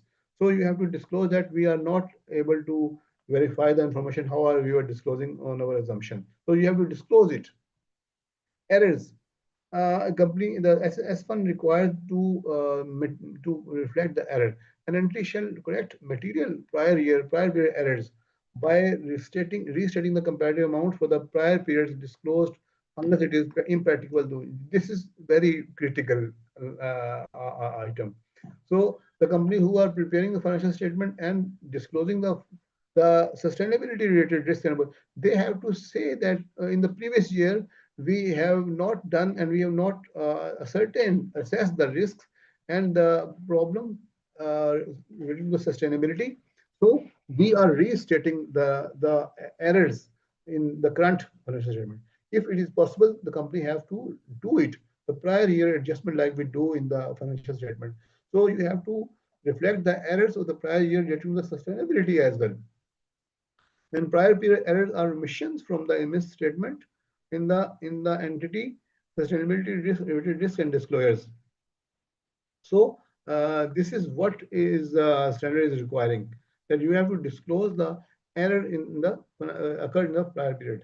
Such error arise from the failure to use or misuse of the reliable information that was available when the sustainability related financial disclosures are for the period were authorized for issue. This is specific that if you were available to get the right information, but you have made a mistake to properly disclose it, then you have to state this error. Could reasonably be expected to have been obtained and considered in the preparation of those disclosures. If was reasonably be expected to have, if you were able to or you could have done it reasonably, then you have to state that we were not able to disclose, this was a mistake. So this is all about the requirement of the S1. This is the S1 standard. I have tried to explain in full its requirements and the disclosure requirements in the core contents on the basis of the governance strategy, risk management, targets and metrics and their general requirements, everything, and the general disclosure requirements which the company have to made using the SASB standard, using the GRI standard, using the greenhouse protocol and the CDSP. So all the standards are linked and the TNFD and TCFD. So when a company has to adopt the standard, this is not just saying that we are ready and going to adopt IFRS S1, unless they have gone through the related frameworks. GHG, I would recommend that we arrange a separate webinar on each framework. CDSP required a complete detail. TNFD requires a complete detail. Likewise, the greenhouse gas protocol. Seriously, sir. Seriously, I really second you. So this is all from my side. I actually second you on this. We need to have separate sets.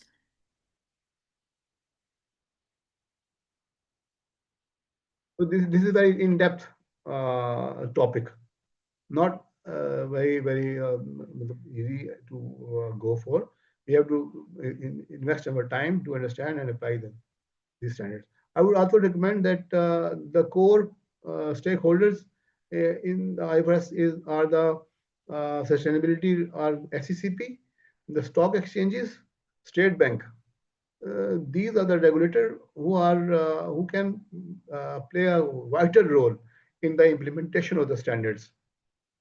If we can arrange meetings with these stakeholders, so Jasab, if you are with us, I would recommend, and also President Saab, I would recommend that ICMHP should go for collaboration with these bodies, which have Definitely, the sir.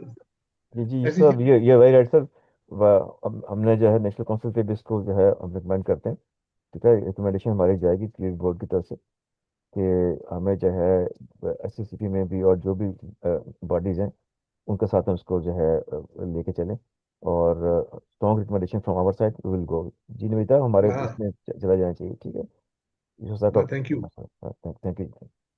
अच्छा, इसमें एक लफ्ज मैं use करूंगा, hijacking. These standards are not for the accountants, for specific form of accountant, but these standards require the core competencies and skills which the cost and management accountants have. Like for example, the greenhouse gas protocol.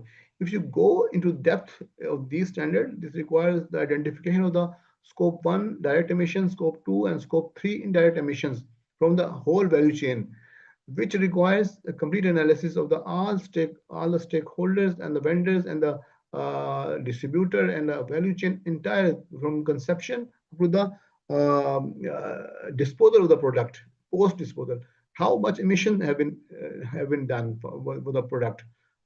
From the telecom sector, you must be aware that what are the intensities and the cost drivers, and what are the emission drivers.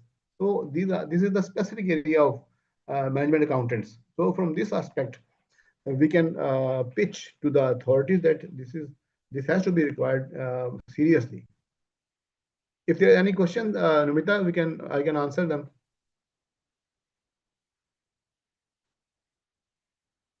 Yes, sir. There's a question for you. All right. How can SMEs in Pakistan practically implement ESG without excessive compliance costs?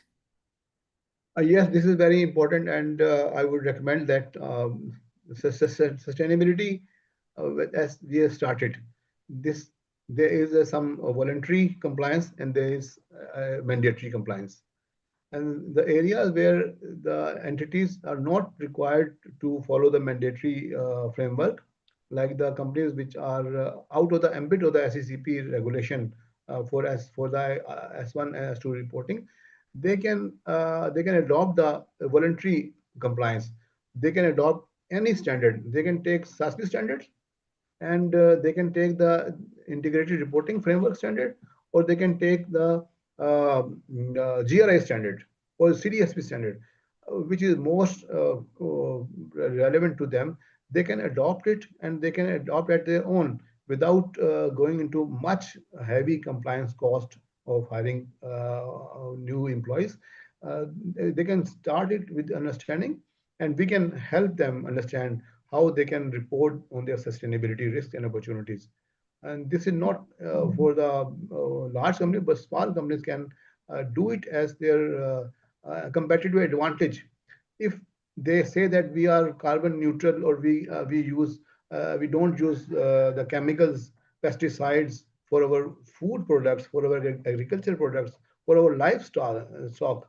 So if they say that we are providing the say natural food, which is away from, safe from chemicals, this attracts high price. In Pakistan, you can say that yes, this is I'm missing the word. The natural farm-based products, the eggs, natural eggs, the natural Organic. milk. Organic. Yes, organic. If you are going for organic things based on natural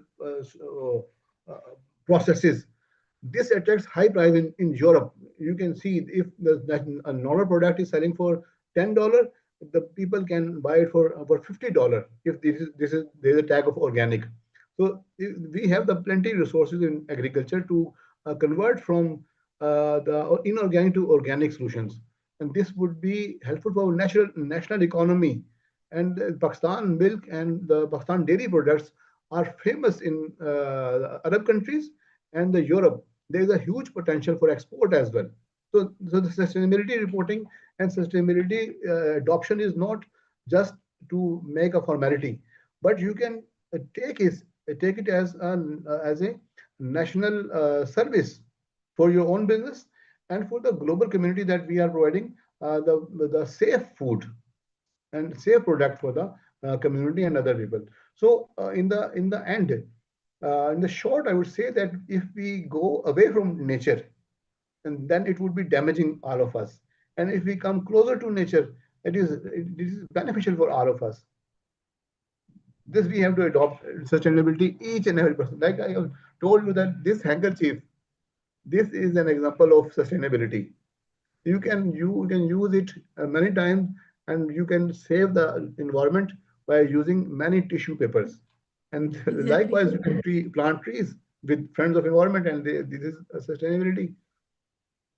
Excellent, sir. Excellent. You've done really a very great job by empowering of this kind of knowledge and so much in depth, and enhanced our insight about ESG and sustainability standards all in detail, all frameworks in detail, and their interdevelopment and their, you are very right in saying that we need to have separate sessions for each framework, and then we need to collaborate with the SSCP and the other regulators. So let's get back to the main session now. I would like to request our chairman to be Mr. Sajjad Ahmed to share his vision about today's session and then close the session accordingly so that we can also announce the shields and distribution of shields to the distinguished speakers. Over to you, Sajjad sir, please. जी नविता, बहुत शुक्रिया। बहुत शुक्रिया ईसा साहब, आपने माशाल्लाह इतनी जो है ज़बरदस्त हमें इंफॉर्मेशन शेयर की और future need about this sustainability that is very rightly highlighted, or the need for going in detail of all the IFRSs and the future of this in Pakistan, जो कि 2029 में आप कह रहे हैं हो रहा है, तो उसके लिए preparedness is must। आपकी रिकमेंडेशन हमारे लिए बहुत वैल्यूएबल है and we go for that. और मैडम जैनब की जो है presentation, that was also an eye opening for us कि हमने फ्यूचर के लिए कैसे अपने आप को तैयार करना है। तो I am really thankful both of the learner speakers और उनकी वैल्यूएबल जो है उनकी शेयरिंग से। And I am really thankful जो हमारे पार्टिसिपेंट्स हैं जिन्होंने टाइम निकाला और दे ट्राइड और they must have learned a lot from this session. Knowledge जो है ये काफ़ी थोड़ा सा कहीं कहीं काफ़ी गहरा था, काफ़ी डीप था for understanding, but this is for the betterment for us. हमें अपने आप को जो है इस नॉलेज के साथ हमेशा अपडेट रखना है। तो हम इसके और भी सेमिनार्स कल हम करेंगे, हम वो प्लान और दोबारा भी तकलीफ देंगे हम आपको। एंड अब जो हमारे पार्टिसिपेंट्स हैं, if they have any suggestions for the improvement और any topic they have in their mind कि हमें इसको जो है फर्दर डिटेल से देखना है, तो they are most welcome. Suggestions आपकी जो है हमारे लिए बहुत वैल्यूएबल है एंड विल विद यू। और नेवरदलेस जो सबसे बड़ा जो है की रोल जो प्ले किया है वो मैडम नवीता और उनकी टीम ने किया है। Always she is working very hard और इसको हमारे क्वालिटी एश्योरेंस बोर्ड के लिए ये एक की पर्सनैलिटी है, पिवट रोल प्ले करती हैं हमारे हर एक्टिविटी में। तो I am really thankful Navita and his team. और उसके साथ साथ जो हमें हेड ऑफिस ने सपोर्ट किया है Thank you very much, हमारे, sir. और बहुत शुक्रिया हेड ऑफिस ने जो सपोर्ट किया है, जो हमें जो सपोर्ट मिली है लोकली, जो हमारा जो इस्लामाबाद जो है कैंपस है वहाँ से, और बाकी जो टीम इनके साथ काम कर रही है, आई am really thankful all of you. और जो इनकी शील्ड्स हैं वो ज़ाहिर है एक हमारा एक नॉर्म है, एक हमारी ये ऑनर की बात है कि जो हमारे स्पीकर्स हैं जिन्होंने टाइम निकाला, तो उनकी शीट जो है वो आप तक पहुंच जाएंगी, बिकॉज ये वेबिनार है। वरना तो हमें खुशी होती कि हम आपको जो है ना बाय हैंड बुलाते और हैंड ओवर करते और एक तस्वीर बन जाती ताकि हमारे लिए एक मेमोरी रह जाती। तो but nevertheless sir sorry sir, मैं आपको कथा कलामी माफ, हम यहाँ पे भी एक पिक्चर खींच सकते हैं अगर आप अलाउ करें तो, चलें। अब यहाँ ज़ाहिर से भी मैं कल मतलब।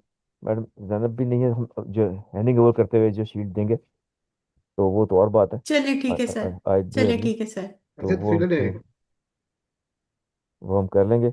और इस हिसाब से कुछ ठीक है खा रहे हैं, सर चलें, ज़ाहिर है बहुत बोले हम तो खाने का हक बनता है कि कुछ खा लें वो। जी। और इतना टाइम लिया, इतने thank you क्वेश्चंस का Sajjad आंसर sir, I दिया। am okay. And नहीं I नहीं, have, yes, thank you very much. I am very privileged to have your presence, and I am अच्छा, thankful for your kind remarks and words. And you have been with us throughout the session. This is very encouraging for us, and I appreciate your presence and contribution towards ICMAP and towards every forum wherever you go. And I know you very well, and you have been playing vital role toward the development of the ICMAP community, along with the national council members who have been part of your team. And also, I am thankful to Ms. Namita. She has done a very aggressive work throughout the period over 1 month or thank so. You sir. So So I appreciate, and you have been working dedicatedly and committed. You are committed, and also I am thankful to all the management of ICMAP and Quality Assurance Board for arranging this important session. And I would be available for next dedicated sessions. Let me have a plan for the next session as well. ये सब Thank you बहुत very much. शुक्रिया आपका। Thank you. This is all because of you. जो है आप जैसे हमारे जो है प्रेस्टिजियस मेंबर्स जो हैं अपना टाइम निकालते हैं for the betterment of the institute for the sharing this knowledge, ये हम रियली रियली सल्यूट। तो ये आपके बगैर, आप जैसे दोस्तों के बगैर ये पॉसिबल है ही नहीं कि हम जो है आगे बढ़ सकें, नॉलेज शेयरिंग हो सके। तो उसके लिए हम आप really we are very much obliged, और hopefully we'll plan another sessions. तो मैं आपको, मेरी तरफ से आपको सबको रमज़ान मुबारक भी हो। रमज़ान आने वाला एक आध दिन की बात है, तो रमज़ान में अपनी दुआ में सबको याद रखिएगा, ICMA को, हमें। तो ऑल द पार्टिसिपेंट्स का जस्ट टू वांट अगेन, मैं थैंकफुल हूँ कि उन्होंने इसको अटेंड किया और उन्होंने इसको जो है से लर्न किया। At the end once again Navita and your team, speakers, learner speakers and everyone, आपका बहुत शुक्रिया। थैंक यू बहुत वेरी मच। शुक्रिया सर, आपका भी बहुत बहुत शुक्रिया सर। जी sir. Siraj sir, I would like to have one last suggestion. वो रिक्वेस्ट कि आप जो ना इस इम्पोर्टेंट टॉपिक पे SECP को ऑन बोर्ड करें और स्टॉक एक्सचेंज को, because they are investor centred. क्योंकि एक्सपोर्टर वहाँ बैठे हुए हैं, और स्पेशली यूरोप और अमेरिका में जो एक्सपोर्टर अपनी गुड्स एक्सपोर्ट करते हैं, they have to comply with the sustainability reporting standards before exporting the goods, unless otherwise their goods are not to be taken by them, or they would be lower priced. India is doing much work on that. Sustainability tag लगा के बेचते हैं वो अपने products पे। और ये तो if you can arrange a webinar with the stock exchange, with the chamber, or with the SECP and State Bank, we can contribute to them for the awareness of their businesses and investors. Agree से बिल्कुल, there is no second opinion, I fully agree with you कि ये एक हमारे लिए opportunity है। तो इसको जो है नविता, इसको मुझे बोर्ड में जो है वो ले आएगा स्पेशल एजेंडा आइटम के तौर पे। जी बिल्कुल बोर्ड सर, मीटिंग कॉल करें तो ताकि हम डेफिनेटली बोर्ड सर। मेंबर्स को ला के तो उसको हम इसको आगे काम करें। बिल्कुल सर, SECP इंशाल्लाह, को, स्टॉक व्हाई एक्सचेंज नॉट। को, जो हमारे पास चैम्बर ऑफ कॉमर्स हैं जहाँ जहाँ भी हैं वहाँ हम सब लेके जाएं। जी तो बिल्कुल सर, वंस अगेन जी इंशाल्लाह। बहुत शुक्रिया Yusuf sir, thank you very much Thank you very much. For time. Thank you very Navita much बहुत सर, शुक्रिया इसके साथ आपका, थैंक यू जी। बहुत शुक्रिया सर, बहुत शुक्रिया sir. Thank you very much, sir. Thank thank you, you, Namita. Thank you very Thank much you. Sir, thank you very much sir. खुदा हाफिज, टेक केयर।